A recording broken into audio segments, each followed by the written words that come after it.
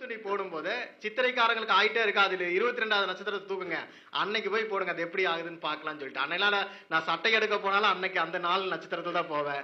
அதே போல கரை ஆகாமல் மேக்சிமம் ட்ரை பண்ணணும்னா அந்த நட்சத்திரத்தை அன்னைக்கு போட்டுருவேன், புது ட்ரெஸ் எடுத்தேன். ஒரே மாதிரி ஜாதகங்கள், ஒரு மேஷ லக்னம்னா ஒரு 100 ஜாதகம், ரிஷப லக்னம்னா ஒரு 100 ஜாதகம், இப்படி ஒரு அவுட்புட்டு ஃபேஸ்புக்ல இருந்து கலெக்ட் பண்ணி ஒரு காலத்துல ஆய்வு பண்ணும்பொழுது ஒரு விஷயம் நம்மளுக்கு புலப்பட்டதா இந்த உயிர் பொருள் கான்செப்ட். இது நம்ம சொல்ல நிக்கிறவங்க பேசிக் 2வது நாள் சப்ஜெக்ட். அது நம்ம எங்க தப்பு பண்றோம்னா பேசிக்னு விட்டுறோம். அஸ்திவாரம் நினைச்சிருந்தோம்னா வீட்டுக்கு அஸ்திவாரத்தை எப்படி போடுவீங்க? கட்டடம் கட்டும்போது பக்கத்துல இருக்க மாட்டீங்க. ஆனா அஸ்திவாரம் போகும்போது 22 நாள் தண்ணி விட்டானா 27வது நாள் தான் மறுபடியும் செட் ஆச்சான்னு செக் பண்ணிட்டு உள்ள போடுறீங்க. ஏன்? அஸ்திவாரம் சரியா இருந்தாதான் கட்டடம் நல்லா இருக்கும்னு ஒரு நம்பிக்கை. கட்டடத்தை இடிச்சிடலாம், அஸ்திவாரத்தை மறுபடியும் தோண்ட முடியுமா? புரியுதுங்களா? அப்போ அஸ்திவாரத்தை கரெக்டா போடணும். அருளணி கிரகங்கள் என்பது குருவினுடைய அணி. திரு சரவணன் சோமசுந்தரம் ஐயா, ஃபர்ஸ்ட் நான் கேபி தான் படித்தேன், அதுக்கப்புறம் பாரம்பரியம் எனக்கு தெரியாது. 2017-18லேருந்து ஐயா கூட டிராவல் பண்ணிட்டு இருக்கேன். அடிப்படை, உயர்நிலை, பேலன்சேரி அப்படின்னு சொல்லிட்டு பரிகாரம்னு சொல்லிட்டு ஐயா போட்ட அனைத்து வகுப்பையும் படிச்சுட்டேன். அதுக்கப்புறம் தான் வந்து பார்த்தீங்கன்னா ஜோதிடத்திலே ஒரு தெளிவு கிடைச்சிது. சரிங்களா? இரவு பகல், அதே மாதிரி வந்து பார்த்தீங்கன்னா பேலன்சேரியில் நிறைய கான்செப்ட் இருக்கு. சரிங்களா? வீடு கொடுத்தவன் அந்த மாதிரி 30-33ன்னு சொல்லிட்டு ஐயா வந்து எப்படி சொல்றதுன்னு தெரியல, நம்ம சங்கத்துக்கு வந்து முன்ன வந்திருக்காங்க. அதனால நம்ம சங்கத்தின் சார்பாக திரு ராஜா ஐயா அவர்கள் சிறு மதிப்பு மரியாதை செய்வார்கள். அதைத் தொடர்ந்து திரு நன்மணி ஐயா அவர்கள் பொன்னாடை போத்தி மகிழ்விப்பார்கள்.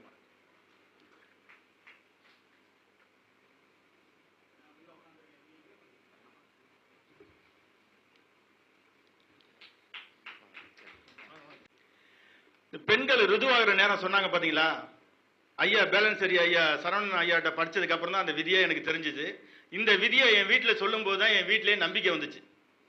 என்கிட்ட கேட்டாங்க, எப்ப இந்த மாதிரி அந்த சம்பவம் நடக்கும், வீட்டுக்கு தூரமாகும்னு கேட்டாங்க. நான் சொன்னேன், இத்தனாம் தேதி இந்த டயத்துல நடக்கும், நீங்க வெளியில போவாதீங்க, டிராவல் பண்ண வேண்டாம், இந்த டயத்துல நடக்கும்னு சொன்னேன். அது 100க்கு 100 உண்மை, கரெக்டா நடந்துச்சு. அதுக்கப்புறம் தான் என்னைய ஒரு ஜோசியக்காரனே நம்ப ஆரம்பிச்சாங்க.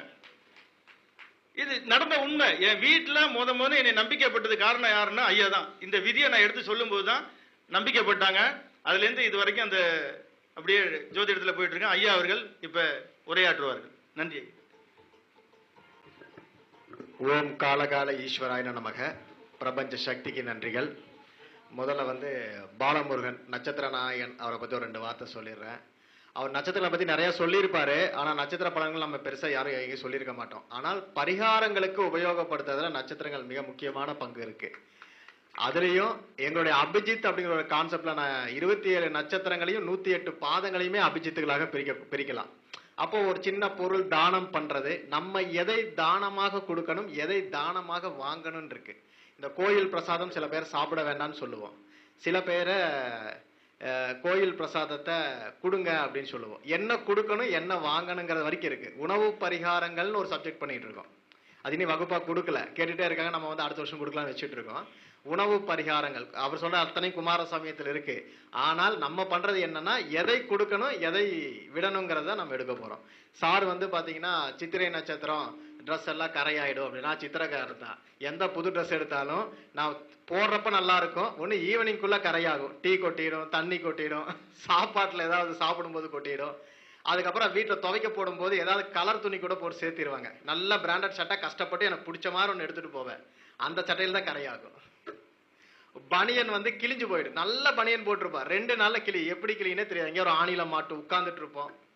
அவர் சொன்னது அந்த சித்திரை நட்சத்திரம் அவ்வளவு விஷயங்கள் இருக்கு. அப்ப அதுக்கு என்ன பண்ணணுங்கிற ரெமடியை நம்ம கொடுப்போம். அப்ப சித்திரையை இயக்கக்கூடிய 22வது நட்சத்திரத்தை அன்னைக்கு அந்த புது துணியை போட்டீங்கன்னா அதுக்கு அதுதான் பரிகாரம். ஏன்னா அது அபிஜித் வெற்றி புள்ளின்னு ஒரு கான்செப்ட் இருக்கு. அப்ப நீங்க புது துணி போடும்போது சித்திரைக்காரங்களுக்கு ஆயிட்டே இருக்கா, அதுல 22வது நட்சத்திரத்தை தூக்குங்க, அன்னைக்கு போய் போடுங்க, அது எப்படி ஆகுதுன்னு பார்க்கலாம்னு சொல்லிட்டு. அன்னையில நான் சட்டை எடுக்க போனாலும் அன்னைக்கு அந்த 4 நட்சத்திரத்துல தான் போவேன். அதே போல கரை ஆகாமல் மேக்சிமம் ட்ரை பண்ணணும்னா அந்த நட்சத்திரத்தை அன்னைக்கு போட்டுருவேன். புது ட்ரெஸ் எடுத்தேன்னா இப்ப தீபாவளிக்கு எடுக்கிறா பண்ண முடியாது, அப்ப எடுக்கிற அன்னைக்கே ஒரு தடவை அங்க போட்டு பார்த்துடுறது. இது எல்லாம் பண்ணணும்னா இந்த பரிகாரங்கள் அப்படிதான் எடுக்க முடியும். நம்ம வந்து மொத்தமா வந்து கோயிலுக்கு போனா சரியாயிடும், அதெல்லாம் தாண்டி நட்சத்திரங்கள் உங்களுக்கு என்ன செய்யுதுங்கிறதுல உண்மையாவே நட்சத்திரம் அருமையாக ஒரு வேலை செய்யுது. அதனால வந்து பாலமுருகன் வந்து பாத்தீங்கன்னா கன்னி ராசி, கன்னி லக்னத்துக்காரரு, அஸ்த நட்சத்திரம் வேற. நம்ம பொதுவாகவே கன்னியர் நம்ம சொல்றது என்னன்னா இந்த என்ன சொல்லுவாங்க, இந்த கவுண்டமணி சொல்ற மாதிரி ஐடியா டிப்போ ஐடியா குடோனுங்கிற மாதிரி பார்க்கறதுக்கு ஒன்றும் தெரியாத மாதிரி உட்காந்துருப்பாரு. பேசினா பேசிக்கிட்டே இருப்பார், அவ்வளோ விஷயம் இருக்கும். அஸ்தம் வந்து பேசாத அவ்வளோ சீக்கிரம், பேசினா நான் ஸ்டாப். நாள் பூரா விட்டாலும் பேசிக்கிட்டே வருவாங்க அஸ்தம். எந்த வீட்டில் அஸ்தம் இருந்தாலும் பார்த்துக்குங்க. கரெக்டா? ஏன்னா சந்திரன் புதன் சந்திரனால பேச்சு அதிகமாக பேசுவாங்க. இவங்க கெட்டு போறது அதிகமான பேச்சால தான், நல்லா இருக்கிறது அதிகமான பேச்சால தான். அப்போ இந்த பேச்சை எங்க பேசணும் எங்க பேசக்கூடாதுன்னு தெரிஞ்சுக்கணும். அப்படி தெரிஞ்சுக்கிட்டீங்கன்னா புதனும் சந்திரனும் மிகப்பெரிய இது தெரியும். ஏன்னா புதன் என்பது அறிவு, சந்திரன் என்பது மனம். மனசுக்கு சம்பந்தப்பட்டு பேசுனீங்கன்னா பேசிக்கிட்டே இருப்பாங்க, அறிவு வேலை செய்யாது. அறிவோட பேசும்போது ஜெயிச்சிருவாங்க. இதுதான் புதன் சந்திரன். புதன் சந்திரனால குழப்பவாதி. ஏன்னா பண்ணலாம் பண்ண கூட ஒரு குழப்பம் இருந்துகிட்டே இருக்கும் அவங்களுக்குள்ளார. அளவுக்கு அதிகமான கோபம் வரும். ஆனா பாத்தீங்கன்னா ரொம்ப சாந்தமா உட்காந்துருப்பாங்க. பாத்திருக்கீங்களா? அவர் பார்க்க சாந்தமா இருக்காரு, சண்டையெல்லாம் போடுவாரு. பஸ்ல கண்டக்டர் கிட்ட சண்டைக்கு போயிடுவாரு. எப்படியா நீ 10 ரூபா நோட்டு வாங்க மாட்டேங்கிற அப்படின்னு சண்டைக்கு போறாரு. திருச்சியில போன தடவை வரும்போது நாங்கெல்லாம் அமைதியா இருக்கிறோம், அவர் சண்டைக்கு போயிட்டாரு. அப்புறம் அவர் வாங்கிட்டாரு.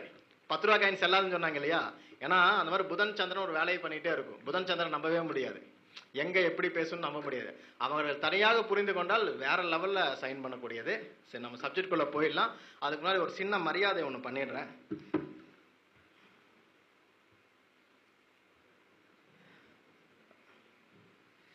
ஸ்ரீ காவேரி ஜோதிட சங்கம், இது வந்து 4வது கருத்தரங்கம். என்னை முதல்ல இருந்தே சார் கூப்பிட்டாரு, போன மாசம் கூப்பிட்டுருந்தாரு. அப்போ நான் வந்து ஒரு விஷயம் சொன்னேன், இல்லை நான் இது மாதிரி நவமணி சண்முக ஐயா கூப்பிட்டாரு, எங்களுக்கு தெரியாமல் கன்ஃபார்ம் பண்ணிட்டாங்கிறப்ப பெருந்தன்மையோட ஒத்துக்கிட்டு சரி சார் நான் மாற்றிக்கிறேன்னு சொல்லிட்டு இந்த மாதம் எனக்கு மாற்றினாரு. அவர் என்னுடைய ஸ்டூடெண்ட்டும் கூட. ஸோ அவர் என்னை மதித்து கூப்பிட்டதுக்கு முதல்ல அவருக்கு நான் மிகப்பெரிய என்னுடைய நன்றியை தெரிவித்துக் கொள்கிறேன். அதே போல் இந்த கருத்தரங்கம் மிக சிறப்பாக நடைபெறதுக்கு கண்டிப்பாக ஒருத்தரால் மட்டும் முடியாது. அந்த சங்க நிர்வாகிகள் அப்படிங்கிறது ரொம்ப இம்பார்ட்டன்ட். இப்போ வந்து ஒரு சங்க நிர்வாகியாக இருக்கக்கூடிய தலைவர் விஜயகுமார் அவர்களையும், செயலாளர் ராக்போர்ட் ராஜ் அவர்களையும், மற்றும் பொருளாளர் திருமதி ரோஷன் அவர்களையும், கௌரவ தலைவர் ஆச்சாரியா ஆறுமுகம் அவர்களையும், துணை செயலாளர் சுக்ரன் செந்தில் அவர்களையும், இணை செயலாளர் சரவணகுமார் அவர்களையும் மேடைக்கு அழைக்கின்றேன். ஒரு சின்ன மரியாதை. அவர்களுக்கு என்னுடைய மனமார்ந்த நன்றிகளும் வணக்கங்களும் வாழ்த்துக்களையும் தெரிவிச்சுக்கிறேன். மென்மேலும் இந்த சங்கம் பல்வேறு ஜோதிட கருத்தரங்களை செய்யணும். அதுக்கு எங்களால் முடிஞ்ச ஒத்துழைப்பை கண்டிப்பாக தர்றோம். அதே போல் இந்த சங்கம் அப்படிங்கிறது வந்து பொதுவாகவே சில பிரச்சனைகளே என்றைக்குமே இருந்துக்கிட்டே தான் இருக்கும். பட் நம்ம விஷயம் என்னன்னா, ஜோதிடத்தை நோக்கி போயினா ஜோதிடத்தை நோக்கி மட்டும் போயிடுங்க. நான் எல்லாருக்கும் சொல்கிறது அதுதான். எங்கேயுமே போனால் சண்டை போடக்கூடாது. நம்ம வேலையை நம்ம பார்த்துட்டு போனோம்னா கடவுள் நம்மளுக்கான வழியை விட்டுருவார். இதுதான் நான் என் அனுபவத்தில் கற்றுக்கிட்டது. அதனால் வந்து நான் ஒருத்தரை பற்றி இங்கே அங்கெல்லாம் மாற்றியெல்லாம் பேசக்கூடிய சப்ஜெக்டும் நம்ம பண்ணக்கூடாது. ஜோதிடர்களுக்கு தேவை ஜோதிடம். அது எங்கே கிடைச்சாலும் போங்க. வயசு பெருசோ சிறுசோ கிடைச்சா வாங்கிக்கோங்க, விருப்பம் இருந்தால் எடுத்துக்கங்க, இல்லையா விட்டுருங்க. அதோட அந்த நிகழ்ச்சி முடிஞ்சிடணும். அதை விட்டுட்டு அவர் இப்படி இவர் அப்படின்னு பேசிட்டு இருந்தா லைஃப்ல ஜெயிக்கவே முடியாது. ஸோ ஒரு சின்ன மரியாதை நம்ம பண்ணிடலாம். நான் வந்து நிறைய குருநாதர்கிட்ட வந்து படிச்சிருக்கேன். ஒரு 22 குருநாதர் இருக்காங்க. அதுல முதலா குருநாதர்ங்கிற பேர்ல வந்து ஐயாவை தான் வந்து அழைச்சிட்டு வந்து முதல்ல இது பண்ணியிருக்கேன். அதனால ஐயா நம்ம சங்கத்துக்கு வந்ததுக்கு ஒரு மிகப்பெரிய ஒரு நன்றியை தெரிவிச்சுக்கிறோம். ஏன்னா கோயம்புத்தூர்ல இருந்து அங்க நைட்ல இருந்து வந்து இவ்வளவு தூரம் நமக்கு வந்து ஹலோ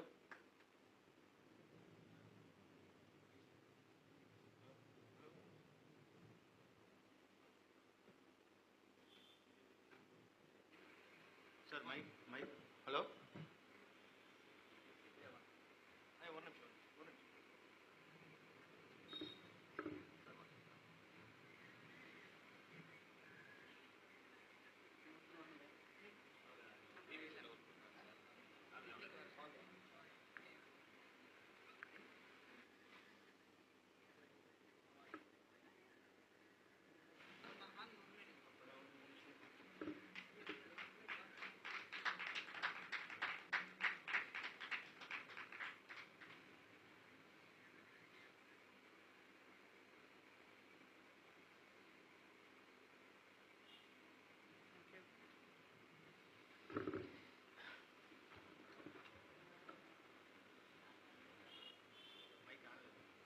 இது ஓகே தானே?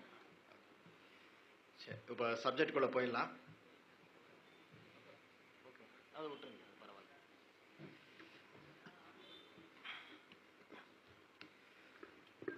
ஓம் காலகால ஈஸ்வராயன நமக. பிரபஞ்ச சக்திக்கு நன்றிகள். மீண்டும் ஒரு முறை ஸ்ரீ காவேரி ஜோதிட சங்கத்திற்கு என்னுடைய வணக்கங்களையும் வாழ்த்துக்களையும் தெரிவித்துக் கொள்கிறேன். இந்த கருத்தரங்களை வந்து நம்ம ஏதாவது ஒரு சப்ஜெக்ட் கொடுக்குறோன்னு கேட்டாரு. ஸோ டைமிங் எவ்வளோங்கய்யா? பேசிக்கலாமா? சரி சரி, ஓகே ஓகே ஓகே. அப்போ நம்ம ஏதாவது மேடை ஏறினா ஜோதிடர்களுக்கு ஜென்ரலாக பேசுறது எல்லாருக்கும் பிடிக்கும். ஆனால் வீட்டுக்கு போனால் என்ன பேசுனாங்க, என்ன நம்ம உள்வாங்கணும், என்ன ப்ரிடிக்ஷன் பண்ணுறது அப்படிங்கிறது இருக்கும். நம்ம கொடுக்கறது எல்லாமே வந்து பார்த்தீங்கன்னா லாஜிக் தான் கொடுப்போம். ஸோ லாஜிக் எத்தனை பேரால் ஏற்றுக்க முடியுமோ ஏற்றுக்கங்க. நாங்கள் balance theory the school of astrology, இது வந்து பார்த்தீங்கன்னா எப்போவுமே வந்து உயிர் பொருள் அப்படின்னு ஒரு கான்செப்டோட தான் பேசுவோம். இந்த உயிர் பொருள் அப்படிங்கிறது என்னன்னு வந்து கேட்டிங்கன்னா, பொதுவாக நம்ம சொல்றது ஒரு கிரகத்துக்கு 2 முகங்கள் உண்டு. அதாவது ஒரு கிரகம் 2 வேலையை செய்யும். ஒன்று உயிர்காரகமாக வேலை செய்யும், ஒன்று பொருள் காரகமாக வேலை செய்யும். உயிர் காரகத்தை கொடுக்கக்கூடிய கிரகம் பொருள் காரகத்திற்கை கொடுக்க தடை செய்யும். கொடுக்காதுன்னு கிடையாது, நீங்க கேட்கக்கூடிய அளவீடுகள் குறைஞ்சிடும். எல்லா திசா புத்திகளையும் நம்ம நன்மையா இருக்குமான்னு கேட்டா இருக்காது. சில பேர் குரு திசை சூப்பரும்பா, சில பேர் அதே குரு திசை ரொம்ப கஷ்டம்பா. ஒருத்தர் சுக்கிர திசை சூப்பரும்பா, இன்னொருத்தர் சுக்கிர திசை ரொம்ப கஷ்டம்பா. பயந்துட்டு இருக்கிற சனி திசை ஒருத்தனை தூக்கி விட்டுரும். ஒருத்தன் எனக்கு பாக்யாதிபதினு ரிஷப லக்னத்துக்கார உட்கார்ந்து இருப்பான், அவனை சனி திசை போட்டு படுத்திக்கிட்டு இருக்கும். இந்த வேறுபாடுகள் என்ன அப்படிங்கிறத நான் வந்து ப்ரிடிக்ஷனுக்குள்ள போகும்போது தவறுகள் நடக்கும்போது ஒரு 3 வருஷம் நான் வெயிட் பண்ணி இதுக்கு மேலே ப்ரிடிக்ஷன் பண்ணால் பேர் கெட்டு போயிடுன்னு சொல்லிட்டு அது ஆய்வுகளுக்குள்ள ஒரு 100 ஜாதகங்களை எடுத்து, ஒரே மாதிரி ஜாதகங்கள், ஒரு மேஷ லக்னம்னா ஒரு 100 ஜாதகம், ரிஷப லக்னம்னா ஒரு 100 ஜாதகம், இப்படி ஒரு அவுட்புட்டு ஃபேஸ்புக்லேருந்து கலெக்ட் பண்ணி ஒரு காலத்தில் ஆய்வு பண்ணும்பொழுது ஒரு விஷயம் நம்மளுக்கு புலப்பட்டதான் இந்த உயிர் பொருள் கான்செப்ட். இது நம்ம சொன்னோம்னா இல்லை, இது வந்து முழுக்க முழுக்க பராசருடைய சித்தாந்தங்களை 2 லைன் 3 லைனா இருக்கு. நம்ம அதை புரிந்து கொள்ளவில்லை அப்படிங்கிறத எனக்கு காலப்போக்கில் புரிய ஆரம்பிச்சது. அப்போ நம்ம இதை வகுப்பாக போடும்போது பல பேர் என்ன சொன்னாங்கன்னா, இதெல்லாம் புதுசா ஏதோ கொண்டு வராங்க, எப்படி இதெல்லாம் ஜெயிக்கும் அப்படின்னாங்க. ஆனா இன்னைக்கு ஜோதிடர்கள் இந்த 10 ஆண்டுகளுக்கு அப்புறம், நான் 14-15 வருஷமா இருக்கிறேன், இந்த 10 ஆண்டுகளுக்கு அப்புறம் நான் கிளாஸ் எடுக்க ஆரம்பிச்சதுக்கு அப்புறம் பாத்தீங்கன்னா இன்னைக்கு உயிர் பொருள் கான்செப்ட் படி உங்களுக்கு பலன் உரைக்கப்படும் சொல்லிட்டு ஒரு ஜோதிடர் சொல்லிட்டு இருக்காங்க. ஒவ்வொரு இடத்துலையும் உயிர் பொருள் கான்செப்ட் படி உங்களுக்கு கிளாஸ் எடுக்கிறோம்னு சொல்லி கொடுக்குறாங்க. புரியுதுங்களா? அப்போ ஒரு விஷயம் உண்மையாக இருந்தால் தன்னை நிலைப்படுத்திக் கொள்ளுங்கிறத நான் புரிஞ்சுக்கிறேன். நான் நடுவில் விட்டுட்டு போயிடலாமா, என்னடா யாருமே கண்டுக்க மாட்டேங்கிறாங்க நினைக்கும் பொழுது நம்ம வேலையை பார்ப்போம், கடவுள் வழி விடுவார் நம்பி வந்தோம். 2018 அப்புறம் கடவுள் ஓபன் பண்ணி விட்டார், இவன் நம்மளை விட மாட்டான்டா புடிச்சிட்டு அப்படின்ட்டு அவன் நீ போய் கடான்னு விட்டுட்டாரு. ஏன்னா அவ்வளவு விஷயங்கள் இதுல இருக்கு. இப்போ நீங்க நல்லா பாருங்க, லக்ன சுபர்கள் நிறைய நம்ம பேசுவோம் இல்லையா? யாருக்காவது லக்ன சுபர் திசை நடக்கும்போது நல்லது பண்ணி பார்த்திருக்கீங்களா? செக் பண்ணி பாருங்க இனிமேல். லக்ன சுபர், உதாரணத்துக்கு ஒரு மேஷ லக்னம்னா லக்ன சுபர் யார் வருவாங்க? 1, 5, 9 குடையவர்கள் முழு லக்ன சுபர் இல்லையா? செவ்வாய், சூரியன், குரு. இந்த திசைகள் போகும்போது அவங்க நிலைப்பாடுகளை மட்டும் பாருங்க. ஊருக்கு பெரிய மனுஷனா தெரியவா, வேலை இருக்காது, காசு இருக்காது, இருக்கிறத அழிச்சுக்கிட்டு இருப்பான், வெட்டியா உட்காந்து தின்னநாயம் பேசிட்டு இருப்பான், காசை கொண்டு போய் தொலைச்சிக்கிட்டு இருப்பா, பிசினஸ் பண்ணா காணாம போயிடுவா, ஊருக்குள்ள எல்லா பெரிய மனசு தோரணையா இருக்கு, சாப்பாடு இருக்காது, உள்ள கிழிஞ்ச பண்ணின்னு போட்டுருப்பா. செக் பண்ணி பாருங்க. லக்ன சுபர்கள் என்பது அந்த காலத்துல சொல்லப்பட்ட ஜோதிடம் என்னவென்னா கௌரவத்துக்காக சொல்லப்படுது. அன்னைக்கு என்ன வாக்கு முக்கியம், பத்திரம் எல்லாம் கிடையாது. அன்னைக்கு என்ன பேசினாங்க, டே சொன்ன வாக்கு முக்கியம், எங்க அப்பா சொன்ன வாக்குக்காக நிப்பாரு அப்படின்னு சொன்னா. இதுதான் லக்ன சுபர். ஒரு தான தர்மம் பண்ணுவா. லக்ன சுபர்னா நல்லது பண்ணக்கூடிய கிரகம். யாருக்கு? உனக்கு இல்ல, உன்னால் மற்றவர்களுக்கு. அப்போ உங்ககிட்ட இருக்கிறது ஏதோ ஒண்ணு கொடுக்க போற, ஒண்ணு உடல் உழைப்பை கொடுக்க போற, இல்ல காசை தூக்கி கொடுக்க போற, இல்ல உன் சொத்துக்களை தூக்கி கொடுக்க போற. உன்னால் மற்றவங்களுக்கு உபயோகமாகும், உனக்கு உபயோகம் இல்லை. அப்ப நீ ஊருக்கு பெரிய மனுஷன் யாருங்க? தன்கிட்ட இருந்ததை கொடுத்து பேர் வாங்குறவன் தான் ஊருக்கு பெரிய மனுஷன். இருக்கிற இன்னைக்கு இது திருடுறவன் தான் பெரிய மனுஷன் இல்லையா? இன்னைக்கு கோயிலுக்கு போனா திருடுறவன் பெரிய மனுஷன், அன்னைக்கு கோயிலுக்கு கொடுத்தவன் பெரிய மனுஷன். கோயில்களுக்கு எழுதி வச்சவன் பாதி பேர் இன்னைக்கு காணோம், ஆனா கோயில் இந்த இடத்துல இன்னைக்கு நல்லா இருக்கிறான். புரியுதுங்களா? எதுக்கு சொல்றோம்னா 1, 5, 9 திசைகள் நடக்கும்போது உங்கள் கைகளில் இருந்து பணம் வெளியே போயிடும், பேர் மட்டும்தான் இருக்கும். ஓய்வூதியம்ங்கிறது எந்த இடம்? 5ஆம் இடம். விஆர்எஸ் பாவம் எந்த இடம்? 5ஆம் பாவம். கரெக்டா? சும்மா இருக்கிறது எந்த இடம்? 5ஆம் பாவம். சும்மா இருக்கிறது என்னது? ரெஸ்ட் எடுக்கிற இடம் எது? 5ஆம் பாவம். எல்லா ஆயக்கலைகள் 64 இருக்கக்கூடிய இடம் எது? 5ஆம் பாவம். 5ஆம் பாவம் வேலை செய்யறவங்கள பாருங்க, சினிமாக்கு போவ, டிராமாக்கு போவ, சீரியல் அடிக்ட், எல்லா வேலையும் பேசுவான், வெட்டி நாய் நிறைய பேசுவான், அட்வைஸ் நிறைய பண்ணுவான். ஆனா தொழில் பண்ணி எங்கேயாவது பாத்துறீங்களான்னு பாருங்க. தொழில உட்கார்ந்துட்டு இருந்தானா அவன் லாஸ்ங்கிற வார்த்தை தவிர வாயிலிருந்து வராது. செக் பண்ணி பாருங்க. லக்ன சுபர்கள் இதை செய்யும். அப்போ உங்களுக்கு பொருளாதாரத்தை கொடுக்கக்கூடிய கிரகம் எது? லக்ன அசுபர்கள். அதனாலதான் பராசர சித்தாந்தம் சொல்லப்பட்டது, சுப கிரகங்கள் சுப நிகழ்வுகளை கொடுக்குமே தவிர காசு பணத்தை கொடுக்காது. அசுப கிரகங்கள் பொருளாதாரத்தை கொடுக்கும், வாழ்வதற்கு உண்டான உடம்பையோ உடல் சூழ்நிலையோ கொடுக்காதுன்னு இருக்கா. பாத்திருக்கீங்களா? சில பேர் கல்யாணம் ஆகும், ஆன உடனே லைஃப்ல சூப்பரா வந்துருவா. சில பேர் கல்யாணத்துக்கு அப்புறம் ஒண்ணுமே இல்லாம தொடஞ்சு போயிடும். ஏன்? 7ஆம் பாவம். அந்த 7ஆம் பாவத்துல என்ன இருக்குன்னா, ஒண்ணு உயிரா பொருளான்னு பாத்துக்கணும். 7ஆம் அதிபதி திசை நடந்து ஒருத்தன் கல்யாணம் ஆகுதுன்னா, திருமணத்திற்கு பிறகு அவன் திருமண வாழ்க்கை பிரச்சனை இல்ல, நல்லா போயிட்டு இருக்குன்னா, அவன் இடத்து பொருளாதாரம் கிடையாது. எழுதி வச்சுக்கோங்க. பொருளாதாரம் லாஸ் ஆகாம வெளியே வரவே முடியாது. இதுவே பொருளாதாரம் நல்லா வருதுன்னா திருமண வாழ்க்கை ஒரு இடத்துல பிரச்சனை ஆயிட்டுன்னு அர்த்தம். எப்படி இருக்கும்? சில பேர் கல்யாணம் ஆன உடனே ஃபாரின் போயிடுவான். ஒய்ஃப் ஒரு பக்கம், இவன் ஒரு பக்கம். ஆனா ஒண்ணு சேர்ந்துட்டு இருக்கோம், ஒரு 10 வருஷமா ஒன்னாதான் இருக்கோம்பா. ஆனா 2 வருஷத்துக்கு ஒரு தடவை 3 வருஷத்துக்கு ஒரு தடவை வீட்டுக்கு வருவான். அந்த உறவு காரகத்தை இது பிரித்து வைக்கும். 7ஆம் அதிபதி நன்றாக இருந்தால் சுப பிரிவினை, இல்லைன்னா அசுப பிரிவினை. அது டைவர்ஸா இருக்கலாம், இல்லைன்னா வேறு சில விதிகள்ல காணாம போகலாம். அப்போ இதை புரிஞ்சு கொள்றதுதான் இது. அதனாலதான் சொன்னாங்க, ஒரு கிரகம் உங்களுக்கு எதை கொடுக்க நினைக்கிறதோ அது இன்னொரு விஷயத்தை கெடுக்கும். ஒரு கிரகத்துக்கு 2 பாவம் அப்படின்னா, ஒரு பாவம் நன்மை செய்தால் இன்னொரு பாவம் நெகட்டிவ் தான். ஒரு பாவத்துக்கு எதிர்பாவம் ஆப்போசிட் வேலையை செய்யும். இதெல்லாமே ஜோதிட ரூல்ல பராசரர் சொல்லிட்டு போனது. நம்ம எதை படிச்சோங்கிறத இங்க தெரியல. லக்ன பாவம் சிறப்பாக இருந்தால் 7ஆம் பாவம் உங்களுக்கு அடிமை. லக்ன பாவம் கெட்டு போயிருந்தால் உங்களுடைய 7ஆம் இடம் ஸ்ட்ராங்கு, உங்க மனைவி தான் உங்க வீட்டுல ஸ்ட்ராங்கு. எழுதி வச்சுக்கோங்க. கணவனுக்கு அடங்கிய மனைவி வேணும்னு சொன்னா லக்னாதிபதி கெடக்கூடாது. லக்னாதிபதி 2, 6, 10, 3, 7, 11 இருந்துட்டா சிறப்பு. 1, 5, 9, 4, 8, 12 இருந்தா கெட்டு போச்சுன்னு அர்த்தம். உங்க மனைவி தான் ஸ்ட்ராங். உங்க மனைவி வச்சு நீங்க கேட்டே ஆகணும். புரியுதுங்களா? இது அப்படியே ஆப்போசிட்ல இருந்தா உங்க பேச்சு அதிகமா இருக்கும், அவங்க பேச்சு குறைஞ்சிரும். கடைசியா என்னதான் சண்டை போடாலும் நீங்க சொல்றது ஓகேன்ட்டு போயிடுவாங்க. அப்போ முதல்ல புரிஞ்சிக்க வேண்டியது பேலன்ஸ் சரி. பராசரர் சித்தாந்தங்கள் நம்ம புரிஞ்சிக்க வேண்டியது என்னன்னா, ஒரு பாவத்திற்கு எதிர்பாவம் மாற்றி வேலையை செய்யும். ஒரு கிரகம் ஒரு பொருளாதாரத்தை கொடுத்தால் உயிர் காரகத்தில் மறுக்கப்படும். சில பேர் குருதசை நல்லா போயிட்டு இருக்கும், குழந்தை இல்லைன்னு உட்காந்துருப்பான். செக் பண்ணி பாருங்க, காசு பணமெல்லாம் நல்லா இருக்கும்பா. அவன் லாஸ் ஆகிறது எப்ப இருக்குன்னா, குழந்தை வந்தோன்னா அவனுக்கு பொருளாதார லாஸ் இருக்கும். செக் பண்ணி பார்த்துருங்க. ஒரு உயிர் காரகம் அங்க ஜனித்தால் குருவினுடைய காரகமான பொருளாதார காரகம் செலவு இல்லைன்னா லாஸ். அதாவது இது வரைக்கும் நான் மாசம் 1 லட்ச ரூபாய் சம்பளம் 1,10,000 செலவு பண்ணான்னு சொல்லுவான், எவ்வளவு நல்ல திசையா இருந்தாலும். சில பேர் பிசினஸ் பண்ணா லாஸ் ஆயிடுவான். அப்போ இத நம்ம பராசரர் என்ன சொல்றாருன்னா, 12 லக்னங்களை 6 பிரிக்கிறார். மேஷ லக்னத்துக்கு நல்லது செய்யக்கூடிய கிரகங்கள் எதுவுமே துலா லக்னத்துக்கு நன்மை செய்யாது. உயிர் காரகத்துக்கு மேஷ லக்னத்துக்கு ஒரு கிரகம் நல்லது செய்யுதுன்னா, துலா லக்னத்துக்கு பொருளாதாரத்துக்கு தான் நன்மை செய்யும், உயிர் காரகத்துக்கு அது நன்மையை தராது. ரிஷப லக்னத்துக்கு பொருளாதாரத்தை தரக்கூடிய கிரகங்கள் விருச்சிக லக்னத்துக்கு கொடுக்காது. அதுதான் இப்போ உங்களுக்கு இப்ப சொல்லிட்டு அதுக்குள்ள போறோம். ஒரு 2 லக்னம் மட்டும் தான் சொல்றேன், டைம் இருக்காது. அதை வச்சு மிச்ச லக்னம் நீங்க போட்டுக்குங்க, சரியா? அப்போ ஒரு பாவத்திற்கு எதிர்பாவம் ஆப்போசிட்ங்கிறப்போ மேஷ லக்னத்துக்கு ஆப்போசிட் துலா லக்னம். அப்போ மேஷ லக்னத்துக்கு நன்மை செய்யக்கூடிய கிரகம் துலா லக்னத்துக்கு அகைன்ஸ்ட் ஆயிடும். மேஷ லக்னத்துக்கு தீமை செய்யக்கூடிய கிரகம் துலா லக்னத்துக்கு பாசிட்டிவா வேலை செய்யும். இவ்வளவுதான். இது எப்படி பிரிக்கிறது? 9 கிரகம் கழிச்சுட்டே இருக்க முடியுமா? அதனாலதான் பராசரர் 2 லைன்ல எழுதி வச்சிருக்காரு. அருளணி பொருளணின்னு எழுதியிருக்காரு. நம்ம பேசிக் எல்லாம் படிச்சிருப்போம். எங்க அருளணி கிரகங்களை வரிசைப்படுத்துங்க அப்படின்னு சொன்னா நம்ம இங்க வரிசைப்படுத்த தெரியாது. படித்திருக்கோமா? அருளணி கிரகங்கள் யாராவது சொல்லுங்க.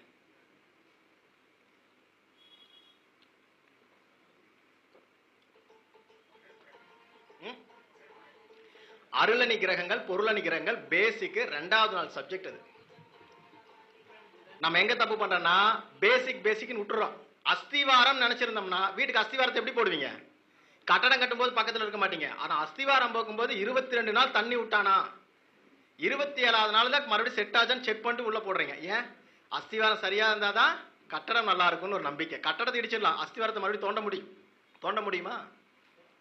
புரியுதுங்களா? அப்போ அஸ்திவாரத்தை கரெக்டா போடணும். அருளணி கிரகங்கள் என்பது குருவினுடைய அணி, பொருளணி கிரகங்கள் அப்படிங்கிறது சுக்கிரனுடைய அணி. அப்ப சரி, அதுல என்னென்ன கிரகம் இருக்கு? அருளணி கிரகத்துல என்னென்ன கிரகம் இருக்கு? அவர் டிஃபைன் பண்ணிட்டு போயிட்டார். குரு, கேது, சந்திரன், சூரியன், செவ்வாய், இது எல்லாமே அருளணி. சுக்கிரன், ராகு, புதன், சனி, இது எல்லாமே பொருளணி. இப்ப பிரிச்சிட்டீங்க.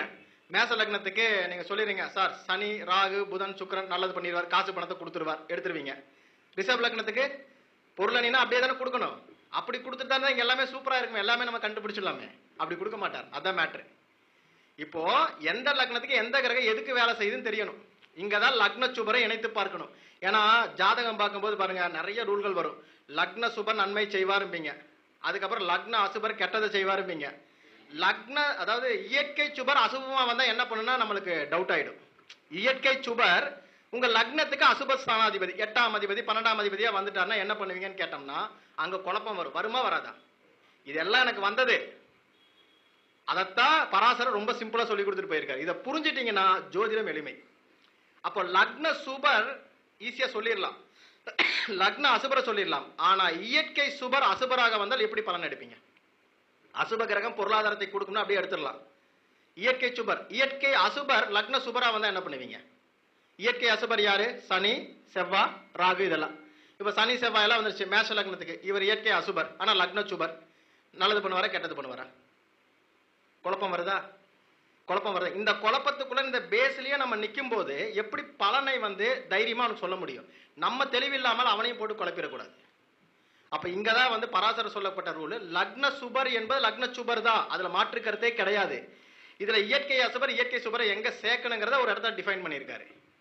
அப்ப லக்ன சுபர் என்பது லக்னத்துக்கு தானே பலன் பாக்குறீங்க. அப்ப லக்ன சுபர் எல்லாமே அந்த ஜாதகத்துக்கு உயிர்காரகத்தை மட்டும்தான் தரும். இப்ப மேஷ லக்னத்துக்கு செவ்வாய், குரு, சூரியன், இந்த 3 கிரகம் இருக்கு. இது எல்லாமே அருளணிக்குள்ள தானே வருது, பொதுவான அருளணிக்குள்ள இருக்கும். அவங்க ஜாதகத்துக்கும் அதுதான் அருளணி. ரிஷப லக்னத்துக்கு போயிட்டீங்கன்னா எது வரும்?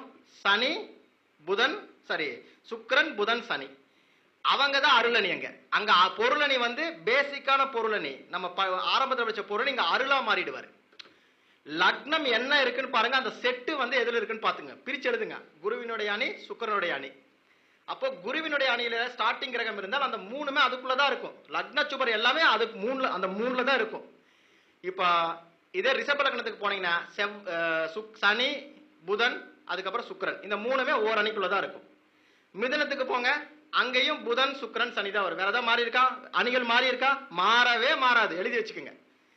இந்த அணியில் இருக்கக்கூடிய அந்த கிரகத்துக்கும் அந்த அணியில் இருக்கிற இந்த அணிக்கும் வராது. டிஎம்கே ஏடிஎம்கே மாறி போவாங்களா? கூட்டணி வச்சு தேர்தலை சந்திப்பாங்களா? அதே தான் இங்கேயும். புரியுதா? இப்ப கடகத்துக்கு போங்க, சந்திரன், செவ்வாய், குரு மாறி இருக்கா? இல்ல. அடுத்தது சிம்மத்துக்கு சூரியன், குரு, செவ்வாய். அடுத்தது புதன் வீட்டுக்கு புதன், சனி, சுக்கிரன். எங்கேயாவது மாறி இருக்கா? எங்க வேணா போடுங்க. இந்த அணியில் இருக்கக்கூடிய கிரகம் அந்த அணிக்கோ, அந்த அணியில் இருக்கிற கிரகம் இந்த அணிக்கோ வரவே வராது. அப்ப லக்ன சுபர் யாரும் தெரிஞ்சிட்டீங்களா? இந்த லக்ன சுபர்கள் எந்த அணியில் ஸ்டார்டிங் பாயிண்ட் இருக்கோ, லக்னம் தெரியுமல்ல, அந்த லக்னம் எந்த பாயிண்ட்ல இருக்கோ அதுதான் உங்களுக்கு அருளணி. சார் படிச்சது பொருளணின்னு போட்டிருந்தாங்களே, அவர் 2 பேர் வச்சிருக்காரு. இவருக்கு பேர் எக்ஸ், இவருக்கு பேர் ஒய்ன்ட்டு. நீங்க எல்லா இடத்துலயும் எக்ஸ் ஒய்னு எடுக்கக்கூடாது. அவர் உங்களுக்கு எக்ஸா இருக்காரா ஒய்யா இருக்காரா நீங்க பாத்துக்குங்க. புரியுதா? அப்போ இந்த கிரகம் லக்ன சுபர்களாக இருப்பவர்கள் யாருமே திசை நடத்தும் போது உங்களுக்கு பொருளாதாரத்தை கொடுக்கறதுக்கு ரெடியா இல்ல. அதுல எந்த கிரகம் இருந்தாலும் சரி, இப்ப இந்த பக்கம் 4 கிரகம், இந்த பக்கம் 5 கிரகம் இருக்கும்.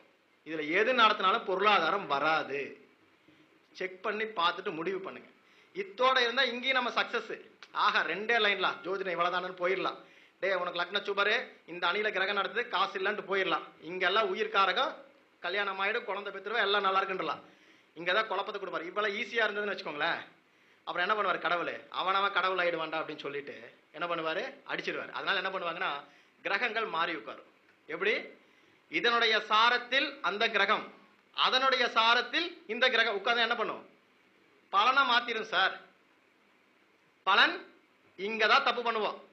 மீதி எப்பவுமே இந்த கிரகம் தனியா நின்று அதாவது சாரத்துல அதாவது வீட்டுல நின்றுச்சுன்னு வச்சுக்கோங்களேன், நம்ம தான் சூப்பர் ஜோதிடர், உலகத்திலே நான் தாண்டா அப்படின்னு உட்காந்துருவோம். இது மாறி நிக்குதுன்னு வச்சுக்கோங்க, சாரம் மாறிச்சு வச்சுக்கோங்க. இங்கதான் சொன்னா சாரம் பார்க்காத ஜோதிடன் சோரம் போவான்னு. நட்சத்திர சாரமே இல்லைன்னு சொல்லிட்டு ஒரு பெரிய ஜோதி சொல்லிட்டு உட்காந்துருக்காரு. அவருக்கு ஏன் நடுவில் ஃபெயிலியர் நிறைய வந்ததுன்னா இதுதான் காரணம்.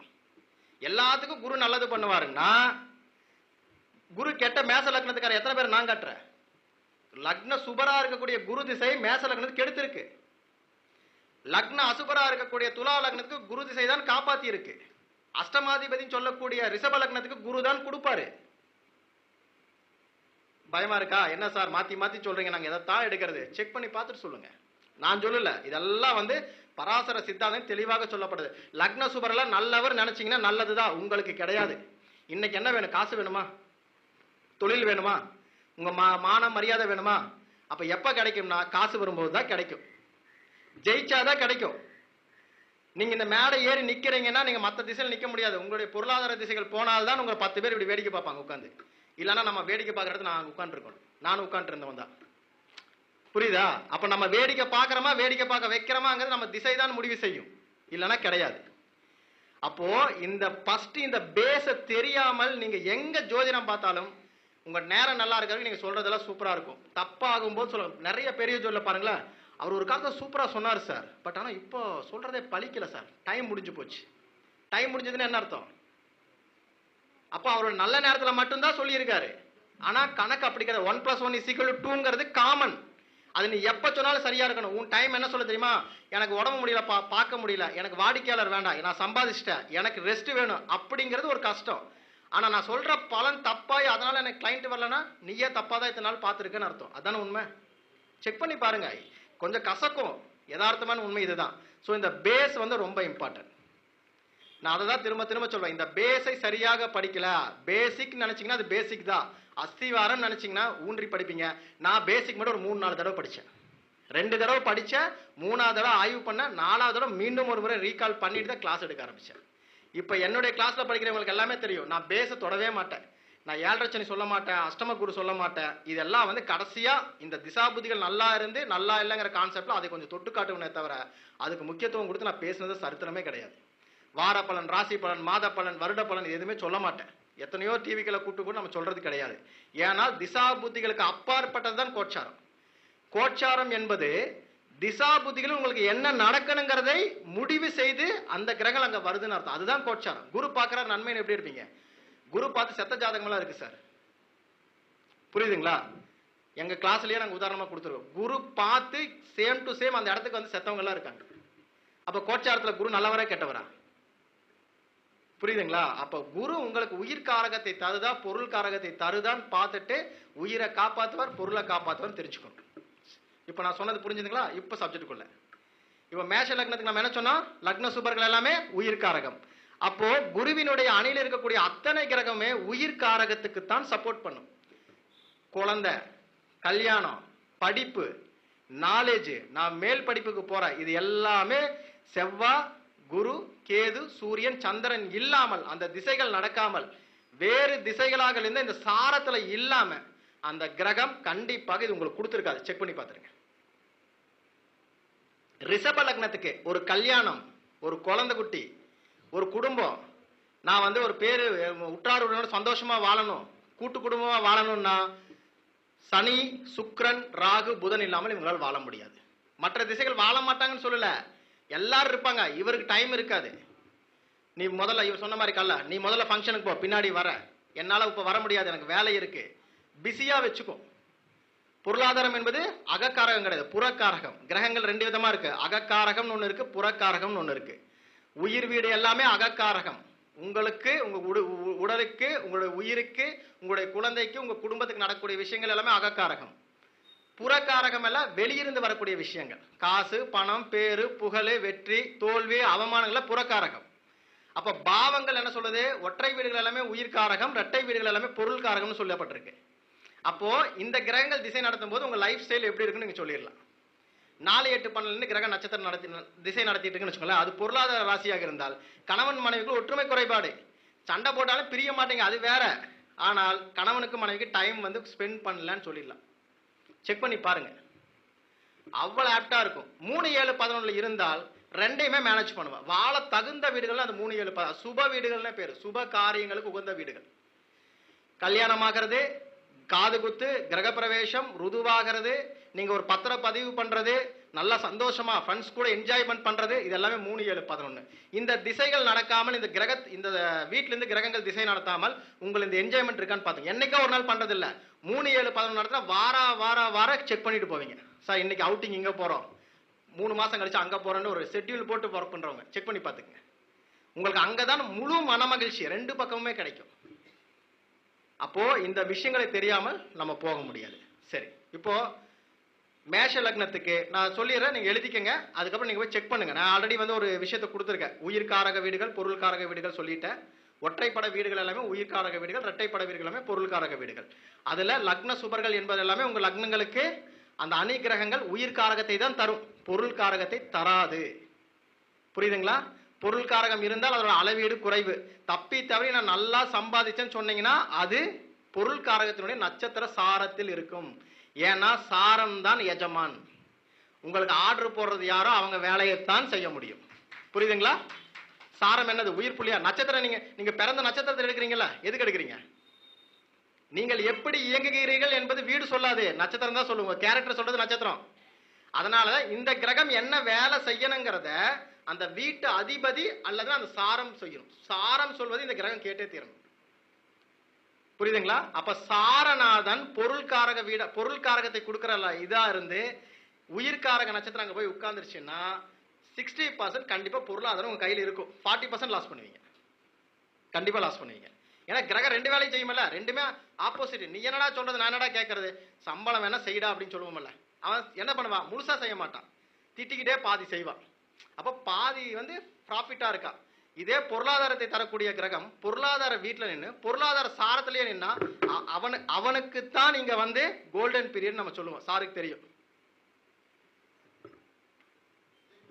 இல்ல இருக்கு. பொருளாதாரத்திலே நின்னா அவனுக்கு அது கோல்டன் பீரியட். இதை அபிஜித்துல கொண்டு போய் நாங்க நிறுத்திடுவோம் கடைசியா. அது உங்களுக்கு அப்படிதான் உட்காரும். சரிங்களா? இப்போ அந்த ரூல் மட்டும் சொல்ற எழுதிங்க.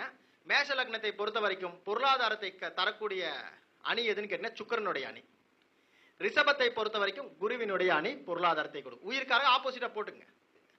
மிதுனத்துக்கு பொருளாதாரத்தை தரக்கூடியது குருவினுடைய அணி. கடகத்துக்கு கொடுக்கிறது சுக்கிரனுடைய அணி. சிம்மத்துக்கு கொடுக்கிறது சுக்கிரனுடைய அணி. கரெக்டா? அந்த புரிஞ்சுட்டீங்க? லாஜிக் புரிஞ்சதுல உங்களுக்கு? அவ்வளவுதான் மேட்ரு. அதுக்கப்புறம் கன்னிக்கு கொடுக்கிறது குருவினுடைய அணி. ஆனா குரு கொடுக்க மாட்டார். இங்க ஒரு பிரச்சனை இருக்கு, அது அப்புறமா சொல்றேன். துலாத்துக்கு கொடுக்கிறது குருவினுடைய அணி. விருச்சிகத்துக்கு கொடுக்கிறது சுக்கிரனுடைய அணி. தனுசுக்கு கொடுக்கிறது அவ்வளவுதான் மேட்ரு. மகரத்துக்கு கொடுக்கிறது அவ்வளவுதான். கும்பத்துக்கு குருவினுடைய அணி கொடுப்பாரு. ஆனா கரெக்ட், நீங்க எடுக்கிறது கரெக்ட். அப்புறம் மீனத்துக்கு கொடுக்கிறது சுக்கிரனுடைய அணி. புரிஞ்சுதாப்பா? புரிஞ்சா பதில் உங்க கிட்ட இருந்து வரும். புரியல நான் மட்டும் தான் பேசிட்டு இருக்கேன், அதனாலதான் கேட்டுட்டு இருக்கேன். புரியுதுங்களா? புரியுதா இல்லையா? நம்ம கிளாஸ்ல கிளாஸ் கொடுத்துருவோம். கொடுத்ததுக்கப்புறம் அவங்கள தான் பதில் சொல்லுவோம். ஏன்னா நம்ம பேசுறதுக்கு நல்லா தான் இருக்கும். ஆனா உங்களுக்கு புரிஞ்சுதான் தெரியும். நான் பேசி மணிக்கணக்கா பேசி பிரயோஜனமே இல்லை. இப்ப புரிஞ்சுதா? சரி, இப்ப ஒரே ஒரு ரூலை மட்டும் சொல்றேன். சொத்து வாங்குறத பத்தி நிறைய பேருக்கு இருக்கும். அது எப்ப வாங்குவீங்கிறத மட்டும் ஒரு 12 லக்னத்துக்கு சிம்பிளா சொல்றேன். அதை வச்சு மீதி எல்லாத்துக்கும் நீங்க போட்டுக்குங்க. ஓகேவா சார்? கேக்குதா? சவுண்ட் வருதா? ஓகே. ஆடியோல வருதா? ஓகே. இப்ப மேஷ லக்னத்துக்கு சொத்து வாங்கணும்னா எப்ப சார் வாங்குவீங்க? இப்ப நீங்க சொல்லுங்க. என்ன திசை நடந்தால் மேஷ லக்னத்துக்காக சொத்து வாங்குவாங்க? சுக்கிரனுடைய அணி. அவ்வளவுதான் சார் மேட்ரு. புரிஞ்சுதா?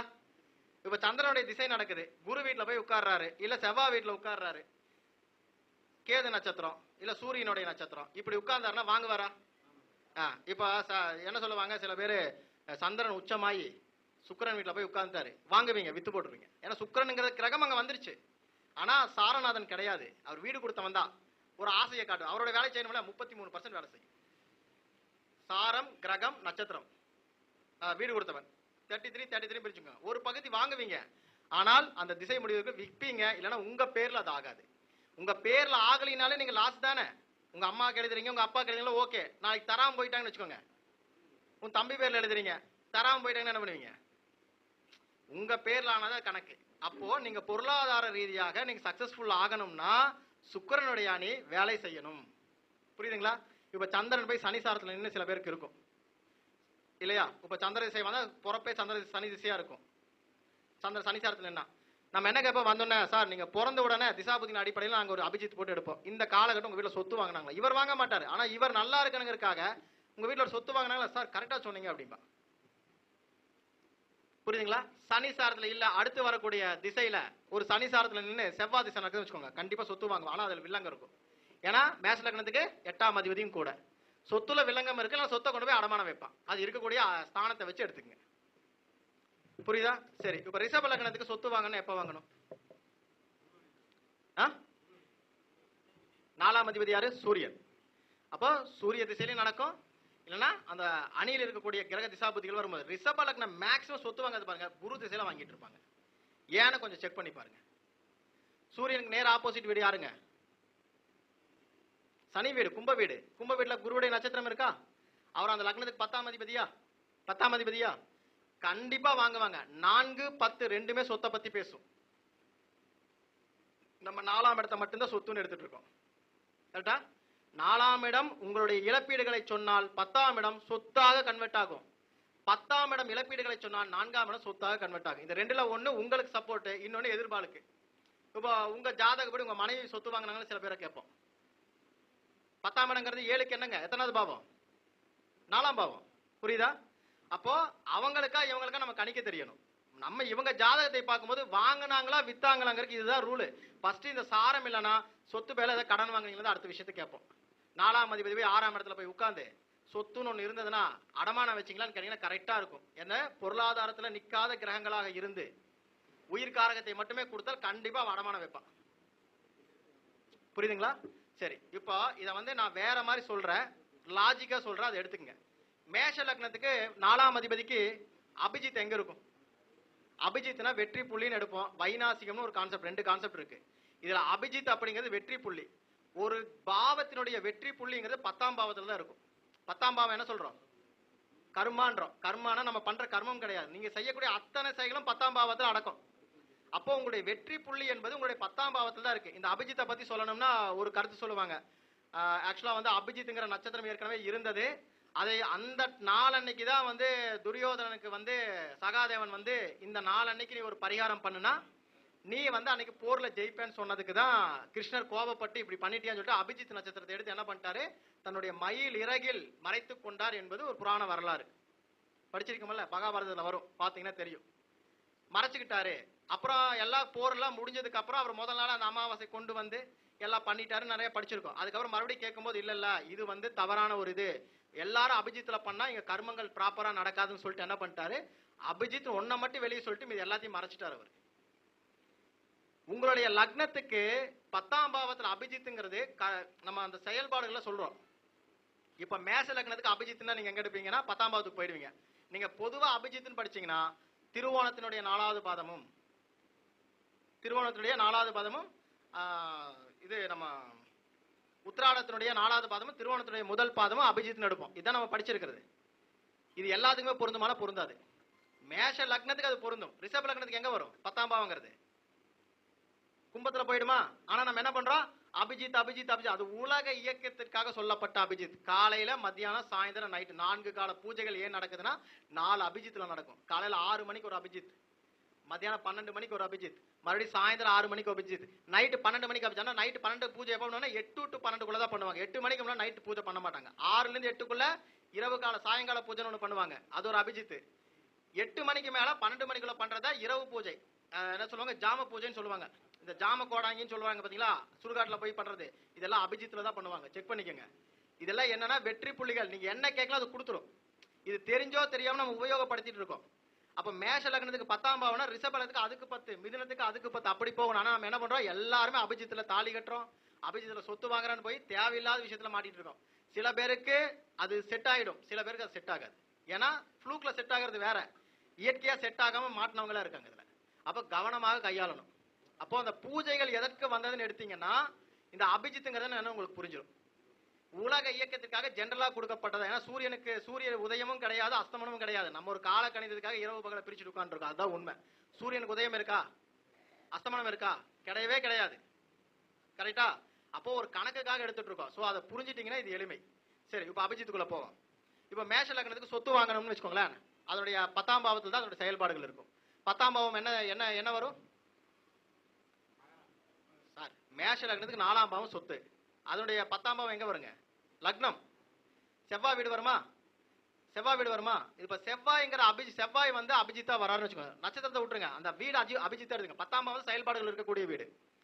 இந்த இடத்துல வந்து அபிஜித் யாருன்னு எடுத்தீங்கன்னா செவ்வாய் எடுத்துருவீங்க. செவ்வாய் வந்து உயிரை கொடுக்குதா பொருளை கொடுக்குதா? இந்த லக்னத்துக்கு உயிர் காரகத்தை தான் கொடுக்குது. அப்ப செவ்வாய் ஏதோ சொத்து வாங்குவானா? வாங்க மாட்டான். ஆனா வாங்கணும்னா என்ன விதி? சுக்கிரனுடைய அணியில் இருக்கணும், சுக்கிரனுடைய சாரத்தில் இருக்கணும், சுக்கிரனுடைய வீட்டில் இருக்கணும்னு சொன்னோமா? சுக்கிரனுடைய அணி தானே பொருளாதாரத்தை கொடுக்கும் இந்த லக்னத்துக்கு. அப்ப செவ்வாய் சுக்கிரன் சாரத்திலேயோ சனி சாரத்திலேயோ அல்லது புதன் சாரத்திலேயோ ராகு சாரத்திலேயோ சொத்து வாங்கிடுவான். அப்படி இல்லைன்னா இவன் சொத்தே வாங்க மாட்டானா? அப்படி கிடையாது. அங்கதான் நம்ம கடவுள் என்ன கொடுத்திருக்காருன்னா ட்ரிபிள் செட்னு ஒரு பிளானட் கொடுத்திருக்காரு. என்ன கொடுத்தாரு? நவாம்சம் படிச்சிருக்கமா? நவாம்சம் படிச்சிருக்கமா? குரு கேது சந்திரன் ஓரணி, செவ்வாய் சுக்கிரன் சனி ஓரணி, ராகு சூரியன் புதன் ஓரணி. இதெல்லாம் என்ன செய்யும்? ஒரு விஷயத்தை இந்த 3 கிரகங்களும் ஒரே மாதிரி செய்யும். சார் புரியுதா இல்லையா? யோசிக்கிற மாதிரி இருக்கும், ஏதோ குழப்பறானேன்னு இருக்கும். ஜோதிடம் இதுல தான் இருக்கு. ஏன்னா ஒருத்தங்க இது வாய்ப்பே இல்லைன்னா வாங்கவே முடியாதா? வாங்கலாம்.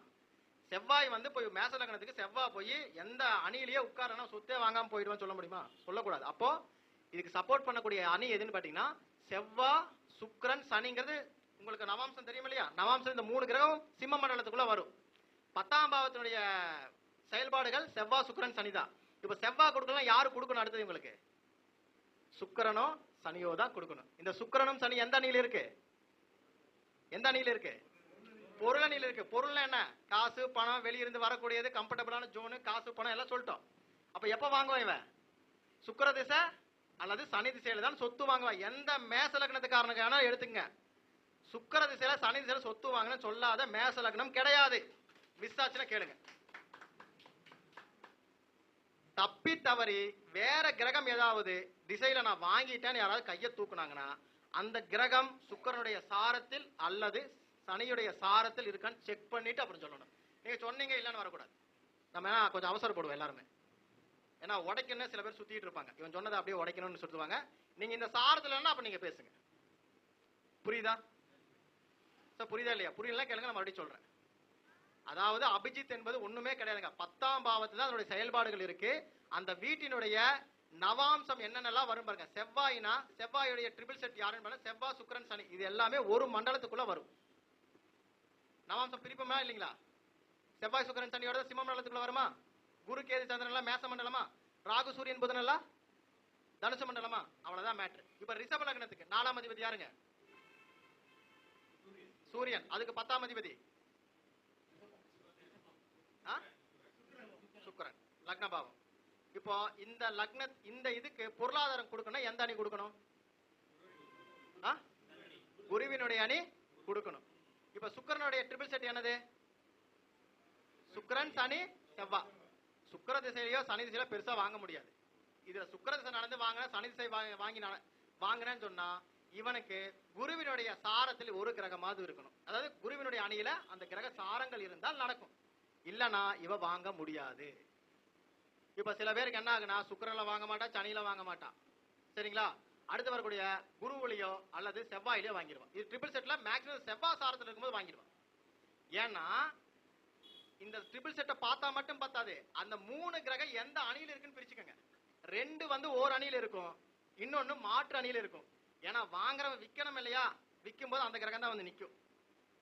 இந்த 3ல மேச லக்னம் சொன்னோம், செவ்வாய் சுக்கிரன் சனியில வாங்கிடுவா. அதுல வந்து சுக்கிரன் சனி வாங்கி கொடுத்துரும். செவ்வாயில் இருந்தாலும் சூரியன்ல இருந்தாலும் குருவில் இருந்தாலும் வித்துருவான்னு சொல்லுவோம். வாங்கினா கூட வித்துருவான். செக் பண்ணி பாருங்க. செக் பண்ணி பார்த்தாதான் நான் சொல்றது புரியும். சரியா? இப்போ ரிஷபத்துக்கு சொல்லிட்டேன். இப்ப மிதுனம் எடுத்துங்க. மிதுனத்துக்கு யாரு? 4ஆம் பாவம். அதுக்கு யார் கொடுக்கணும்? புதனேதான். புதனேதான். சரியா? இப்போ புதனேதான் கொடுக்கணும். இப்போ புதன் எடுத்தீங்கன்னா என்ன எடுப்பீங்க? புதன் ராகு சூரியன். கொடுக்கக்கூடிய அணி எது? குருவினுடைய அணி. அப்போ புதன் ராகு கொடுக்கறதுக்கு வாய்ப்பில்லை. மிதுன லக்னத்துக்காரங்க நிறைய பேர் சொத்து வித்ததை பாத்தீங்கன்னா புதன் திசையில ராகு திசையில வித்துட்டு இருப்பான். செக் பண்ணி பாருங்க. புரியுதுங்களா? புதன்லயும் ராகுல வித்துட்டு இருப்பான். சூரியனுடைய சாரத்தில் அது இல்லைன்னா அதன் பிறகு வரக்கூடிய மற்ற சாரங்களில் இருக்கும்போது, அதாவது எதிர்பால் அணியில் இருக்கும்போது சொத்துக்களை வாங்குவான். செக் பண்ணி பாருங்க. வரலன்னா கேளுங்க. கடகத்துக்கும் அதேதான், சிம்மத்துக்கும் அதேதான். இதுல ஒரே ஒரு மாற்று கருத்து சொல்லட்டுமா? மேஷ லக்னத்துக்கு நேர் ஆப்போசிட் லக்னம் என்னங்க? துலாம். துலாத்துக்கு 4ஆம் பாவம் ஏதாவது? மகரம். மகரத்துக்கு சொத்து கொடுக்கணும்னா எந்த அணி கொடுக்கணும்? 10ஆம் பாவம் சுக்கிரனுடைய அணி கொடுக்காதே. சுக்கிரன் செவ்வாய் சனியில செவ்வாய் தான் கொடுக்கணும் இல்லையா? இந்த செவ்வாய் எந்த யாருடைய அணி? குருவினுடைய அணி. அப்ப குருவினுடைய அணி திசை நடத்தாமல் துலா லக்னத்துக்கு காசு பணம் வருமா? வராது. அதனாலதான் சொன்ன துலா லக்னத்துக்கு லக்ன அசுபராக இருந்தாலும் குருங்கிற கிரகம் பொருளாதாரத்தை கொடுக்கும். உயிர்காரகத்துக்கு பிரச்சனை. உயிர்காரகம் பிரச்சனை ஆகலாம், இல்ல வேற சில பிரச்சனை கொடுக்கலாம், இல்ல உறவு காரகத்தை விட்டு பிரிஞ்சு போகலாம். ஆனா காசு பணம் அதுலதான் வரும். இப்ப 3, 6 கூடிய சுக்கிரனுக்கு ஆகாத குரு திசை நடக்குது. ஐயோ என்ன ஆகுமோ ஏதாகும்னு பயந்தீங்கன்னா என்ன பண்ணுவீங்க? நீங்க என்ன கேட்கலாம் அது கிடைக்கலன்னா அது உங்களுக்கு கஷ்டம் தான். என் மனைவி கூட ஒத்துமையா இருக்கணும், இருக்க முடியாது. கருத்து வேறுபாடா இருக்கு. குழந்தை பாவம் எனக்கு கிடைக்கல, கஷ்டம் தான். குழந்தை நான் சொல்றதே கேட்கல, வாஸ்தவம் தான். குழந்தை என் பேச்சு கேட்கல, எனக்கு மரியாதை இல்லை, வாஸ்தவம் தான். நிம்மதியா இருக்க முடியல, வாஸ்தவம் தான். காசு பணம் அது இருக்கு சார், அதை வச்சுட்டு என்ன சார் பண்றது? இல்லாதப்ப என்ன கேட்பீங்க? எல்லாம் இருக்குங்க, காசு மட்டும் இல்லைங்க. அதனால சொன்ன ஒரு கிரகம் ஒன்றை கொடுத்தால் இன்னொன்றை மறுக்கும். அதுக்கேற்றபடி நம்மளுடைய வாழ்க்கையை சரிப்படுத்திக்கணும். எதை கொடுக்குதோ அப்ப அதை அனுபவிச்சுக்கணும். வாழ்க்கையில ரெண்டுமே தேவை. காசு இருந்தாதான் காரு வாங்க முடியும், காரு வாங்கினாதான் குடும்பத்தோட சந்தோஷமா போக முடியும். அப்போ காசு வரும்போது காசை வாங்க. நாங்க சொல்லிடுவோம் சார், 1, 5, 9 திசைகள் நடக்குது, தயவு செய்து நீங்க பணத்துக்கு ஆசைப்படாதீங்க, குடும்பத்தோட என்ஜாய் பண்ணுங்க. எவ்வளவு செலவு வந்தாலும் பண்ணுங்க. எவனாவது காசு கேட்டா தூக்கி கொடுங்க, நல்ல பேர் அதுல கிடைக்கும். இல்லைன்னா மொத்தமா எவனாவது தூக்கிட்டு போயிடுவான். 10 பேருக்கு பிரிச்சு கொடுத்தோம்னு வச்சுக்கோங்களேன், அவன் கடனாளி என்னைக்கு தான் திரும்ப கொடுத்தாகணும். நம்ம வச்சு பாதுகாத்துட்டு எவனாவது மொத்தமா வந்து தூக்கிட்டு போயிடுவான். அப்போ லாஸ். அதனாலதான் 1, 5, 9 தர்ம பாவங்கள் சொன்னான். நீ வந்து இழக்க போற, தர்மம் பண்ணிடுறா அப்படிங்கிறான். தானா போனா கணக்குல வராது, நம்மளா கொடுத்தா தர்ம கணக்குல சேரும். அவ்வளவுதான் மேட்ரு. அதை புரிஞ்சுக்கிறது எளிமை. இப்போ பாருங்க, மேச லக்னத்துக்கு என்ன சொன்னா, குருவினுடைய அணி பொருளாதாரத்தை கொடுக்காது, சுக்கிரன் சனி அந்த சுக்கிரனுடைய அணி தான் சொத்தை வாங்குன்னு சொன்னான். துலா லக்னத்துக்கு என்ன சொன்னேன்? குருவினுடைய அணி தான் சொத்தை வாங்கி கொடுக்கும், சுக்கிரனுடைய அணி கொடுக்கான்னு சொன்னா. இதுக்கு ஃபர்ஸ்ட் ஒரு ரூல் என்ன சொன்ன? ஒரு பாவத்திற்கு எதிர்பாவம் மாறுபட்ட வேலையை செய்யும் சொன்னா இல்லையா? அப்ப மேச லக்னத்துக்கு சொத்தை கொடுத்த கிரகங்கள் இங்க சொத்தை கொடுக்கல. துலா லக்னத்துக்கு இப்படிதான் 6 லக்னத்துக்கு போனா ஆப்போசிட்ல 6 லக்னம் வேலை செய்யும். அதனாலதான் ஒருத்தன் இழந்தால்தான் நம்ம ஜெயிக்க முடியும், நம்ம இழக்கும் போது அவன் ஜெயிக்க முடியும். அதனாலதான் சொன்னாங்க 7ஆம் பாவம் சொன்னாங்க. 7 180 டிகிரிக்கு பிறகு உங்களுடைய பலன்கள் அத்தனையும் மாறிடும். அதனாலதான் பேலன்ஸ் நாங்க சொன்னதே 6 கட்டம் உனக்கு சொந்தம், 6 கட்டம் எதிராளிக்கு சொந்தம். உனக்கு அந்த கிரகம் எவ்வளவு நல்லதா வேணா இருக்கட்டும். ரிஷப லக்னத்துக்காரனுக்கு சனி உச்சமாயிட்டாரு, நல்லா இருக்காரு அப்படின்னு சொன்னீங்கன்னு வச்சுக்கோங்களேன், அது சுக்கிரன் வீட்டுல தான் இருக்கும். ராகு சாரம் எல்லாம் வாங்கி உட்கார்ந்துருச்சுன்னா, செவ்வாய் சாரம் குரு சாரம் இல்லாமல் ராகு சாரம் எல்லாம் வாங்குச்சுன்னா அவ ஓட்டாண்டி. 9ஆம் இடம் என்ன சொல்லுவீங்க? பாதகாதிபதி. என்ன பாதகம்? இதுக்கு முன்னாடி பாதகாதிபதி மட்டும்தான் நம்மளுக்கு தெரியும். என்ன பாதகம்? இரட்டைப்படை வீடுகள் எல்லாமே பொருளாதார பாதகம். காலபுருஷனுக்கு இவங்களுக்கு 9ஆம் அதிபதியே இரட்டை ஸ்தானாதிபதி, அதாவது காலபுருஷனுக்கு பொருளாதார அணியா வராரு. பொருளாதார பாதகம் உயிர்காரகத்தை கொடுக்கும். 6ஆம் இடத்துல என்ன உயிர்காரகம் இருக்கு? நோய், எதிரி, கடன். நோய் வந்துடும், எதிரி வந்துடும், கடன் வந்துடும், பொருளாதாரம் அவுட் ஆயிடும். ஏன் 6ஆம் இடத்தை கடன் சொன்னா? 6ஆம் இடம் தான் உத்தியோகஸ்தானம். 6ஆம் இடம் நன்றாக இருந்தால்தான் உத்தியோகம் நன்றாக இருந்தால் கடனை கட்டுவேன், நீ 10 பேர் கடனை கொடுப்ப. 6ஆம் இடம் கெட்டு போச்சுன்னா எப்படி கெடும்? கொடுக்காத கிரகம் இந்த மாதிரி உட்கார்ந்துருச்சுன்னா 6ஆம் இடத்துல தான் கடன் வரும், நோய் வரும், உங்களுடைய ரொட்டீன் ஒர்க் பாதிக்கப்படும். நம்ம எல்லாம் தொழில் ஸ்தானம் 10ஆம் இடத்தை கொண்டு போய் உத்தியோகம்னு பாத்துறீங்க. 6ஆம் இடம் தான் உத்தியோகஸ்தானம். நீங்க வேலைக்கு போறீங்க, செல்ஃப் எம்ப்ளாய்மெண்ட், அது 6ஆம் இடம். 10 பேருக்கு வேலை கொடுக்கணும்னா 10ஆம் பாவத்தை பாத்துக்குங்க. அப்ப 6ஆம் பாவம் என்பது உங்களுக்கு பொருளாதாரமா உயிர்காரகமான கன்வர்ஷன் பண்ணிட்டீங்கனாலே அதுதான் உங்களுடைய வளர்ச்சியை குறிக்கும். நீங்க எனக்கு அடுத்தது மேச லக்னத்துக்காரங்க புதன் திசை வர சார் எப்படி இருக்குமோ பயப்படுவா. ஒரே வார்த்தை தான், புதன் சுக்கிரன் ராகு சனி இந்த சாரத்துல இருந்துச்சுன்னா கவலையா பற்றாத. உன் உடம்புக்கு 1000 பிரச்சனை வரலாம், காசு பணத்துக்கு குறைச்சல் இருக்காது, ராஜா மாதிரி போய் சேருவேன் கடைசி காலமா இருந்தா.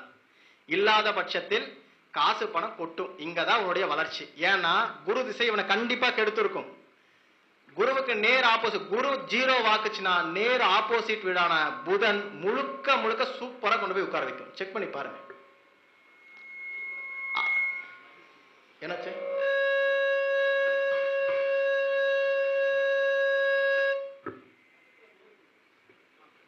ஓகேவா? ஓகேங்களா?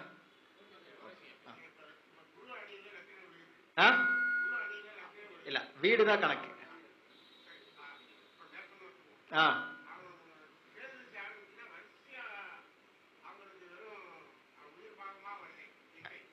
உயிர் அது எப்படி வராதே? கேது சுக்கிரன் என்ன மாறிதான் வருது.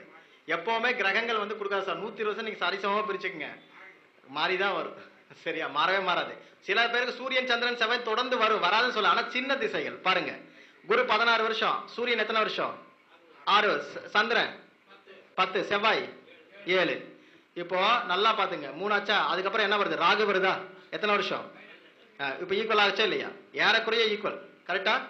எப்பவுமே வந்து கிரகங்கள் வந்து உங்களுக்கு கஷ்டப்படுது. நம்ம திசைகளை தான் கனெக்ட் பண்றோம், வருஷங்களை கனெக்ட் பண்ணிக்கங்க. இப்ப புதன் சனி எவ்வளவு இருக்கு? அதிகமா வருமா? இப்ப சின்ன வயசுல செவ்வாய் திசையில நான் பிறந்தேன், எனக்கு ராகு எல்லாம் நல்ல திசை தான், ஆனா சின்ன வயசுலயே போயிடுச்சு. குரு திசையில நல்லா இருந்து மொத்தமா ஜீரோ ஆக்குச்சு. இப்ப சனியும் புதனும் தொடர்ந்து கொடுக்க போகுது. அப்போ உங்களுக்கு ஒரு கஷ்டத்தை கொடுக்கக்கூடிய கிரகம் நிம்மதியும் பின்னாடி வச்சிருக்குங்கிறத புரிஞ்சுக்குங்க. யாருமே தொடர்ந்து 2 திசைகள் 3 திசைகளை கஷ்டப்பட்ட திசைகள் கிடையாது சார். இவங்க ஒத்துக்க மாட்டாங்க. என்னன்னா முதல் திசையில கடன் ஆயிடும், 2வது திசை வரும் நல்லா இருக்கும், வாங்கி கடன் மட்டும் தான் சார் கட்டின, ஒண்ணுமே இல்ல. வாங்கின கடனை கட்டி தானே ஆகணும். அதுக்கு எங்கிருந்து வந்துச்சு காசு? உன் திசை தானே கொடுத்துச்சு, கொடுத்ததை அக்செப்ட் பண்ணிக்கணும். கடனே இல்லாம ஓடி போன எத்தனை பேர் இருக்கா? தற்கொலை பண்ணிக்கிற எத்தனை பேர் இருக்கா? ஆனா நீ கட்டிட்டு அதே ஊர்ல உட்கார்ந்துட்டு இருக்கீங்கன்னு எவ்வளவு பெரிய ஆளு? அப்போ கிரகம் உனக்கு கொடுத்துட்டு இருக்குன்னு அர்த்தம். புரியுதுங்களா? இப்ப மனைவியால் எனக்கு லாபம் உண்டான்னு சில பேர் கேட்பாங்க. எப்படி எடுப்பீங்க? 7ஆம் வீடு எப்பவுமே ஆப்போசிட் வீடா தான் இருக்கும். எந்த லக்னத்துக்கும் 7ஆம் வீடு ஆப்போசிட் வீடா தான் இருக்கும். இப்போ மேஷ லக்னத்துக்கு செவ்வாய் வந்து உயிர்காரகம்னா 7ஆம் வீடு பொருள் காரகமா தான் உட்காரும். அந்த சுக்கிரன் உங்களுக்கு கொடுக்கக்கூடியவர். மனைவியால் லாபம் உண்டு. ரிஷப லக்னத்துக்கு மனைவியால் லாபம் உண்டு, இல்லைன்னு சொல்ல முடியாது. அப்போ அவங்களுக்கு அந்த திசைகள் போகும்போது லாபம் கிடைக்கும். சில பேர் சொல்லுவாங்க கல்யாணத்துக்கு அப்புறம் நல்லா வந்துடும் போங்கம்மா. பார்த்துருக்கீங்களா? பொருளாதாரத்தை தரக்கூடிய கிரகம் அது உட்கார்ந்து திசை நடத்தும் பொழுது 7ஆம் பாவத்தை இண்டிகேட் பண்ணுச்சுன்னா திருமணத்துக்கு பிறகு வளர்ச்சி உண்டு. சில பேர் 7ஆம் பாவத்துல திசை நடந்துட்டு இருக்கும், நட்சத்திரமாவோ கிரகமாவோ, அது உயிர்காரக வீடா இருந்தா கல்யாணத்துக்கு அப்புறம் ஓட்டாண்டி ஆயிடும்ன்றவாங்க. பல ஜோதிடர் சொல்லியிருக்காங்க, நடந்திருக்கும். செக் பண்ணி பாருங்க. ஏன்னா உங்க 7ஆம் பாவத்தில் இருக்கக்கூடிய நட்சத்திரங்கள் ஒரு கான்செப்ட் இருக்கு இல்லையா? இப்ப 7ஆம் பாவத்துல மேஷ லக்னத்துக்கு என்னென்ன நட்சத்திரம் இருக்கும்? செவ்வாய் ராகு குரு இருக்கும். இதுல செவ்வாயும் குரு உயிர் வீடு, உயிர்காரகத்தை தான் கொடுக்கும். இந்த திசைகள் உங்களுக்கு கல்யாண வசனம் எப்படி இருக்கும்? கல்யாணத்துக்கு அப்புறம் 7ஆம் பாவம் இண்டிகேட் ஆச்சா? திருமணத்துக்கு பிறகு வளர்ச்சி குறைவு, மீண்டும் வரணும், சனி திசை வரணும்னு சொல்லிடுவோம் மேஷத்துக்கு. அப்போ இந்த விஷயங்களை உள்ளெடுக்கணும். இப்ப எது மிதனத்துக்கு வராது? எப்படி வரும்? மிதனத்துக்கு குரு ஆப்போசிட் வீடு இல்ல, கன்னிக்கு குரு ஆப்போசிட் வீடு இல்ல சார், வரவே வராது. ஒண்ணுக்கு ஒண்ணு ஆப்போசிட் தான். நீங்க பராசருடைய சித்தாந்தத்தை படிச்சீங்கன்னா ரொம்ப எளிமை. இந்த அணியில இருக்கிறது இந்த அணி கூட மிக்ஸே ஆகாது. அவங்க வேற இவங்க வேற. இது நடக்கும்போது உயிர்காரகம், இது நடக்கும்போது பொருள் காரகம். மேஷத்துக்கு வந்து உயிரை கொடுக்கறது எல்லாமே துலாத்துக்கு பொருளை தான் கொடுக்கும். ரிஷபத்துக்கு கொடுக்கறது எல்லாமே விருச்சகத்துக்கு ஆப்போசிட்டா தான் கொடுக்கும். இதை புரிஞ்சுட்டீங்கனால நீங்க ஒரு 6 லக்னத்தை நீங்க கனெக்ட் பண்ணி எடுத்தீங்கன்னா மீதி 6 லக்னத்துக்கும் கையில பலன்கள் ரெடியா இருக்குன்னு அர்த்தம். அதுக்கப்புறம் ஜெயிக்கிற தோக்கத்தை பத்தி பேசுவோம். முதல்ல இதை சொன்னாலே நம்ம பெரிய அவர் அன்னைக்கே சொன்னாரு, நான் தான் கேட்கலாம். அதுக்கப்புறம் அது எப்ப நடக்கும், எத்தனை காலத்துக்கு அப்புறம் நடக்கும்? 16 வருஷத்துல டெய்லி நடக்குமா? டெய்லி நடக்காது. ஏதாவது ஒரு புத்தியில பிரச்சனையை பண்ணும். அந்த புத்தியை மட்டும் கனெக்ட் பண்ணி எடுக்கணும். அதுக்கு தான் நாங்க மிட் பாயிண்ட் ஒரு கான்செப்ட் வச்சிருக்கோம். எப்ப நீ தோப்ப, நல்லா ஒரு நம்பிக்கையை கொடுத்து தூக்கி உட்கார வைக்கும்போது ஒரு அடி அடிக்கும். நீ கடனாளி ஆகணும்னு என்ன பண்ணும்? முதல்ல உனக்கு நம்பிக்கை கொடுத்து உட்கார வைக்கும். ஒரு பாதி 2 ஆதிபத்தியம் இருக்கா? ஒரு ஆதிபத்தியம் நன்மையா, 2வது ஆதிபத்தியம் கெடுதலா? அந்த 2வது ஆதிபத்தியம் வரும்போது கெடுத்துரும். இன்னும் சிம்பிளா சொல்லணும்னா உங்களுக்கு நன்மை செய்யக்கூடிய கிரகம் முதல் பகுதியில கெடுக்கும், 2வது பகுதியில சூப்பரா வச்சிடும். தீமை செய்யக்கூடிய கிரகம் முதல் பகுதி நன்மையா வச்சுக்கும். நான் உனக்கு கெடுக்க போறேன், வாழ்ந்துட்டு போ, தூக்கு தண்டனை கைதிக்கு சாப்பாடு கொடுக்குற மாதிரி கொடுத்துட்டு இருக்கும். என்ன வேணும்ப்பா, கடைசியா சேனப்பா அப்படிங்கிற மாதிரி அந்த திசையில கொடுக்கும். நம்ம வாங்கி வாங்கி சாப்பிட்டுட்டு கடைசியில போய் சேர்ந்துற மாதிரி மொத்தமா அடிச்சு ஜீரோ வைக்கிறோம். அப்போ ஒரு கிரகம் வரும்போது நன்மை செய்யுதுன்னா கவனமாக இருங்க அப்படின்னு அர்த்தம்.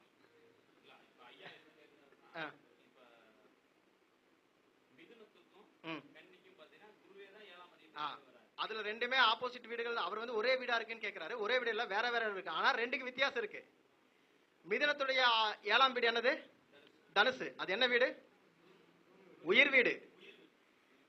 உயிர் வீடு நம்மளுக்கு தெரியும். 7ஆம் வீடு நீங்க எடுக்கிறீங்க, அது என்ன வீடு? ஆக்சுவலா படிக்கும்போது என்னன்னு படிச்சிருப்போம்? பாதகாதிபதி, மாரகாதிபதி. உயிர் பாதகத்தை கொடுக்கக்கூடிய வீடு. குரு திசை நடந்தால் உயிருக்கு பங்கம் உண்டு, பொருளாதார பங்கம் கிடையாது, வெற்றி பெறுவீர்கள். அம்மா அவங்க எப்படியா இருந்தாங்க? 2வது முறையா ஜெயிச்சு வந்ததுக்கு அப்புறம் உடம்பு ரீதியா பிரச்சனையாகி இறந்தாங்க. நாங்க வந்து Facebookல எழுதலாம், இந்த அம்மா ஜெயிப்பாங்க ஆனா உடம்பு ரீதியா பிரச்சனை வரும்னு. ஆனா இறந்து போவான்னு எதிர்பார்க்கல, யாரும் சொல்ல மாட்டாங்க. மைனஸ். தனுசுக்கு அந்த வீடு என்னது? பொருளாதார வீடு. உயிர் பங்கம் வராது, பொருளாதார பிரச்சனை வரும். கன்னிக்கு குரு திசை நடந்தால் பொருளாதார ரீதியாக மிகப்பெரிய துன்பத்தை அடைவார்கள். இது எப்ப நடக்குன்னா ஒண்ணு கல்யாணத்துக்கு அப்புறம், இல்லைன்னா கூட்டு பிசினஸ் பண்ணி நண்பர்களோட அளவுக்கு அதிகமாக டைம் ஸ்பெண்ட் பண்ணும்போது பிரச்சனை ஆயிடும். செக் பண்ணி பாருங்க. அது பொருளாதார பாதகம். நீங்க பாதகத்தை பாதகம் எடுக்குங்க. ரிஷபத்துக்கு 9ஆம் இடம் என்னது? பாதகம். என்ன பாதகம்? அது பொருளாதார வீடு. இரட்டைப்படை வீடுகள் பொருளாதாரத்தை புறக்காரகத்தை பற்றி பேசும். பொருளாதார பாதகம் ரிஷப லக்னத்துக்கு பொருள் தான் பாதகம், உயிர் பாதகம் இல்ல. உயிரோட இருப்பான், காசு வராது. இதுவே வந்து இது கெடுங்க என்னது, சிம்மத்துக்கு 9ஆம் வீடு என்னது, உயிர் வீடு, உயிர் பாதகம். சிம்ம ராசி சிம்ம லக்னத்துல பிறந்த பல பேரை பாருங்க, அண்ணன் தம்பி கூட ஒத்து போகாது, செக் பண்ணி பாத்திருக்கீங்களா? தந்தை கூட ஒத்து போகாது, செக் பண்ணி பாத்திருக்கீங்களா? திசை நடக்கும் போது தந்தை நல்லா இருந்தாங்கன்னா பாதியில இருக்க மாட்டாங்க. சில பேருக்கு அப்பா வந்து வெளிநாட்டுல இருப்பாங்க. அது அவங்களுடைய ஆயில் மட்டும் எடுத்துக்காதீங்க, ஏதாவது ஒரு ரூபத்தில் உங்களுடைய டைமிங் அது பிரிச்சு வைக்குது. திசைகள் வரும்போது பிரச்சனை பண்ணிடும் உங்களுக்கு. சிவா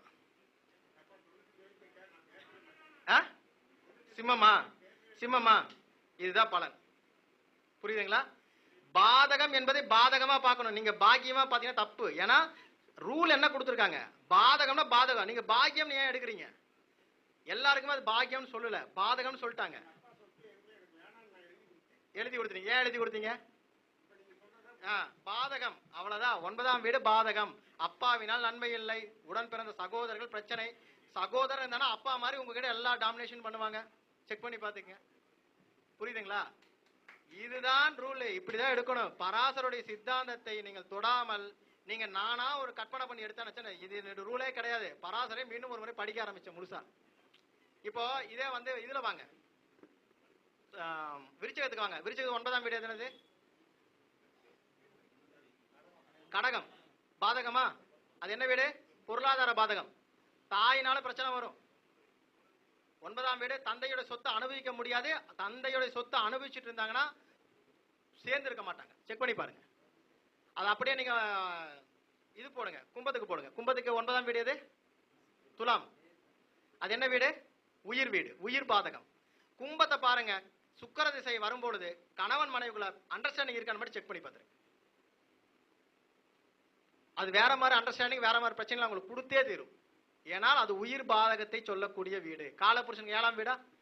இவங்களுக்கு அப்பா 9ஆம் வீடமா? அப்பாவுக்கு 2 கல்யாணம் இல்லை, இவருக்கே 2 கல்யாணம் பாருங்க. அந்த இதுல கும்பத்துக்கு கண்டிப்பாக பெண்களால் பிரச்சனை உண்டு. அது பாதகம் என்பது பாதகம் தான். ஆனா உயிர் பாதகத்தை கொடுக்கக்கூடிய அந்த இது பொருளாதார பாதகத்தை தராது. காசு வந்துடும், ஆனா மற்ற பிரச்சனைகள் இதர விஷயங்கள் எல்லாமே கொஞ்சம் மைனஸ்.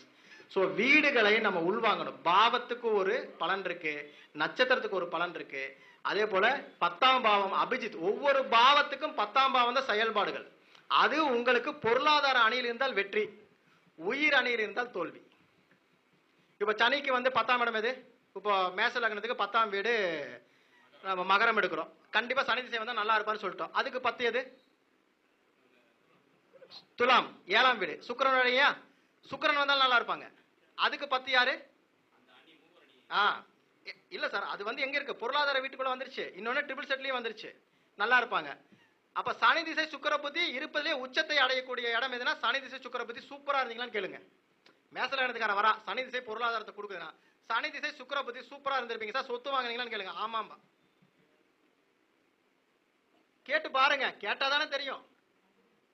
சரி, இப்போ அதுக்கு 10 யாரு? முடிச்சிடுறேன். அதுக்கு 10 யாரு? துலாத்துக்கு 10. துலாத்துக்கு 10 சந்திரன். சந்திரன் எந்த அணியில இருக்காரு?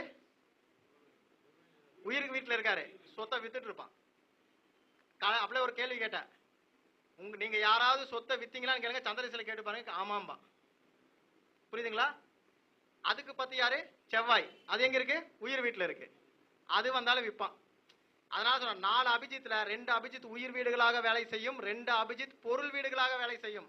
அதனாலதான் மனுஷன்ல இத ரெண்டு பாகமா பிரிங்க. 6 கட்டத்துக்கு இந்த பக்கம், 6 கட்டத்துக்கு அந்த பக்கம் இருக்கும். 2 நல்லது, 2 கெடுதல்.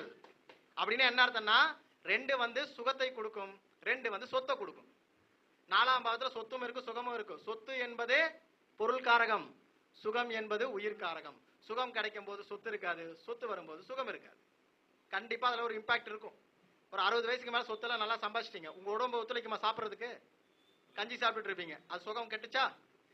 பெட்ல படுத்தா தூக்கம் வரலப்பா, கீழே போட்டு பாய் போட்டு படுக்கிறேன்னு சொல்றீங்கல்ல. எனக்கு எல்லாமே இருக்கு, சந்தோஷப்படுற மாதிரி உடம்பு செட் ஆக மாட்டேங்குது அப்படிங்கிறீங்கல்ல. கார்ல ரொம்ப தூரம் போகலாம், பைக்ல நான் நினைச்ச மாதிரி போகலாம், கிருகிருன்னு வருது, என்ஜாய் பண்ண முடியலன்னு சொல்றீங்கல்ல, அதான் சொத்து. எல்லாமே சுகம் எல்லாம் கிடைக்கும் போது சொத்து இருக்காது. வாடகை கார்ல போவான், ஃப்ரெண்டுக்கு கூப்பிட்டு இழுத்துட்டு போவான், நடந்து கூட போவோம், அதான் சுகம். அப்ப இதை புரிந்து கொண்டால் எளிமை. 2 நல்லது 2 கெடுதல். கடவுளுடைய படைப்புல 2 வீடு உயிர் வீடுகள், 2 வீடு பொருள் வீடுகள். எது வேலை செய்யும் போது எதுக்கு நீங்க முக்கியத்துவம் கொடுக்கணும் புரிஞ்சிட்டீங்கனாலே உங்களுக்கு இந்த ரூல்கள் அப்ளை ஆயிடும். சரிங்களா? இதனால திரும்ப திரும்ப சொல்ல இப்போ 4 சொன்ன 4மே கேந்திரம், 4மே கேந்திரம் நல்லா கிடைக்கும். இது 4 அபிஜித். இதே தான் கோவில் பூஜைகள். அப்போ உங்களுக்கு காசு வரணும்னா உங்க லக்ன ரீதியாக அந்த கோயில் எத்தனை மணிக்கு திறந்திருக்கும் பாருங்க. இப்போ எனக்கு வேலை கிடைக்குன்னா மகரம் எத்தனை மணிக்கு காலையில் அபிஜித் வருதோ இல்லை மத்தியானம் வருதோ சாயந்தரம் வருதோ உங்க டயத்துக்கு கோயிலுக்கு போங்க. அதுதான் உங்க பரிகாரம், முதல் பரிகாரம். அது எந்த கோயிலுன்னா சனியுடைய கோயில் சுக்கிரனுடைய கோயிலா இருந்தால் உங்களுக்கு அது நன்மையை செய்யும். மாறாக நீங்க சனியோட அந்த அந்த அபிஜித்துல போயிட்டீங்க, ஆனால் சந்திரனுக்கு செவ்வாய்க்கு போனா உயிர்காரங்க தான் மீண்டும் மீண்டும் கிடைக்கும். இது தெரிஞ்சாதான் பரிகாரம் பண்ணணும். நான் எனக்கு சண்டே லீவு நான் போய் பரிகாரம் பண்ணிட்டு வந்தேன் போனீங்கன்னா உட்காந்து தான் இருக்கணும். இதுதான் நாங்கள் பரிகாரம் எடுக்கக்கூடிய முறை. புரியுதுங்களா? இப்போ 6ஆம் பாவம்னு வச்சுக்கோங்களேன். 6க்கு 10ஆம் பாவம் 4ஆம் பாவம் 7ஆம் பாவம் பார்ப்போம். அப்போ 9, 12, 3, 6 தான் இதோடைய அபிஜித். மொத்தம் 4 கேந்திரத்தில் எத்தனை படிச்சிருக்கோம்? 3 கேந்திரம் 4 திரிகோணம் படிச்சோமா? அப்போ லக்ன கேந்திரம், அப்புறம் தன கேந்திரம், அதுக்கப்புறம் வீரிய கேந்திரம் 3, 4வது சொத்து சுகம் இது சார்ந்த ஒரு கேந்திரம். மொத்தம் 4 கேந்திரம் இருக்கும். அப்போ ஒவ்வொரு பாவம் இயங்கும் போது உங்களுக்கு 4 அபிஜித் வேலை செஞ்சுட்டே இருக்கும். நல்லது நடக்கும், கெட்டது நடக்கும். கெட்டது நடக்கும்போது எப்படி பரிகாரம் பண்ணணும், நல்லது நடக்கும்போது எப்படி பரிகாரம் பண்ணணும் தெரிஞ்சிட்டீங்கன்னா இந்த அபிஜித்தில் கொடுக்கும்பொழுது மட்டும்தான் வெற்றியை தாங்கி போகும். இதனாலதான் அபிஜித் புள்ளின்னா புரியுதுங்களா? இந்த டயத்துல கோயிலும் திறந்து வச்சிருப்பான். அப்ப அந்த டயத்துல கோயில்ல போய் பரிகாரமோ பூஜையோ முடியல சும்மாவாது உட்கார்ந்துட்டு வாங்க, அது உங்களுக்கு வேலையை செய்யும். இதை தெரிஞ்சுக்கிட்டா மிக எளிமை. வாய்ப்பு கொடுத்த அத்தனை நல்ல உலகம் நன்றி பாராட்டி விடைபெறுகிறேன். நன்றி, வணக்கம். வாழ்க வளமுடன், வாழ்க வளமுடன், வாழ்க வளமுடன். ஸ்ரீ காவேரி ஜோதிட சங்கத்தின் சார்பாக மீண்டும் ஐயா அவர்களுக்கு ஒரு நன்றியை தெரிஞ்சுக்குவோம். இது பாருங்க, ஸ்கிரீன்ல பாருங்க, இது ஐயாவோட சாஃப்ட்வேர். சரிங்களா? இப்போ இவ்வளவு நேரம் பேசுனாங்க பாத்தீங்களா, உயிர் பொருள் கான்செப்ட். நமக்கு ஏதாவது எவிடன்ஸ் வேணும்ல, கரெக்டா இல்லையா? இதான் பாருங்க, தெரியுதா?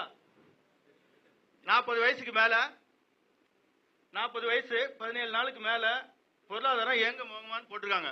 மைனஸ் அப்படின்னா பொருளாதாரம் அவங்களுக்கு வந்து குறைஞ்சிட்டே வரும். இது யாரோட ஜாதகம்னா என்னோட ஜாதகம். ஐயாட்ட படிக்கும் பொழுது அந்த வயசு கரெக்டா பொருளாதாரத்துல போயிட்டு இருந்துச்சு. நீ சம்பாரிச்சு உன்னால சேர்த்து வைக்க முடியாது, இந்த திசை முடியும் போது ஜீரோவா இருப்ப அப்படின்னு சொன்னாங்க. நான் என்ன பண்ணேன் தெரியுங்களா? அப்படியே சம்பாரிச்ச மொத்த காசையும் என் ஒய்ஃப் பேர்ல மாத்தி விட்டேன். கரெக்டா இல்லையா? ரூல்ஸ் கரெக்டா இல்லையா? 7ஆம் பாவத்துக்கு சுத்தமா போயிடுச்சு. என் பேர்ல பேங்க் பேலன்ஸே கிடையாது. ஒய்ஃப் பேர்ல எல்லாத்தையும் மாத்திட்டேன். நாளைக்கே விரட்டு வீட்டை விட்டு திறந்து விட்டாங்கன்னா ஜோதிடம் இருக்கு. இருந்தாலும் ஐயாவோட ரூல்ஸ் இங்க கரெக்டா வேலை செய்யுது. ஏன்னா அந்த உயிர் பொருளுக்கு ஒரு எவிடன்ஸ் வேணும்ல, அதனாலதான் இப்ப போட்டேன். அதே மாதிரி வந்து பாத்தீங்க அப்படின்னா எந்த நேரத்துல பணம் வரும், எந்த நேரத்துல நம்ம கையை விட்டு போகும், நம்ம சம்பாரிச்சது நம்ம கூட இருக்குமா இருக்காதா அப்படிங்கிற ஒரு விஷயம் ஐயாவோட கான்செப்ட்ல வந்து தெளிவா இருக்கும். ஏன்னா ஷேர் மார்க்கெட் ப்ரிடிக்ட் பண்றாங்க, கிரிக்கெட் ப்ரிடிக்ட் பண்றாங்க. ஐபிஎல் எல்லாம் பாத்தீங்கன்னா இந்த மேட்ச் எத்தனை ஸ்கோர் அடிப்பாங்க, எவ்வளவு ஜெயிப்பாங்க, யார் யார் ஜெயிப்பாங்க அப்படின்ட்டு தெளிவா போடுவாங்க. நீங்க பேஸ்புக் ஐயாவை ஃபாலோ பண்ணீங்கன்னா கரெக்டா தெரியும். மீண்டும் ஒரு முறை ஐயாவுக்கு நன்றி கூறி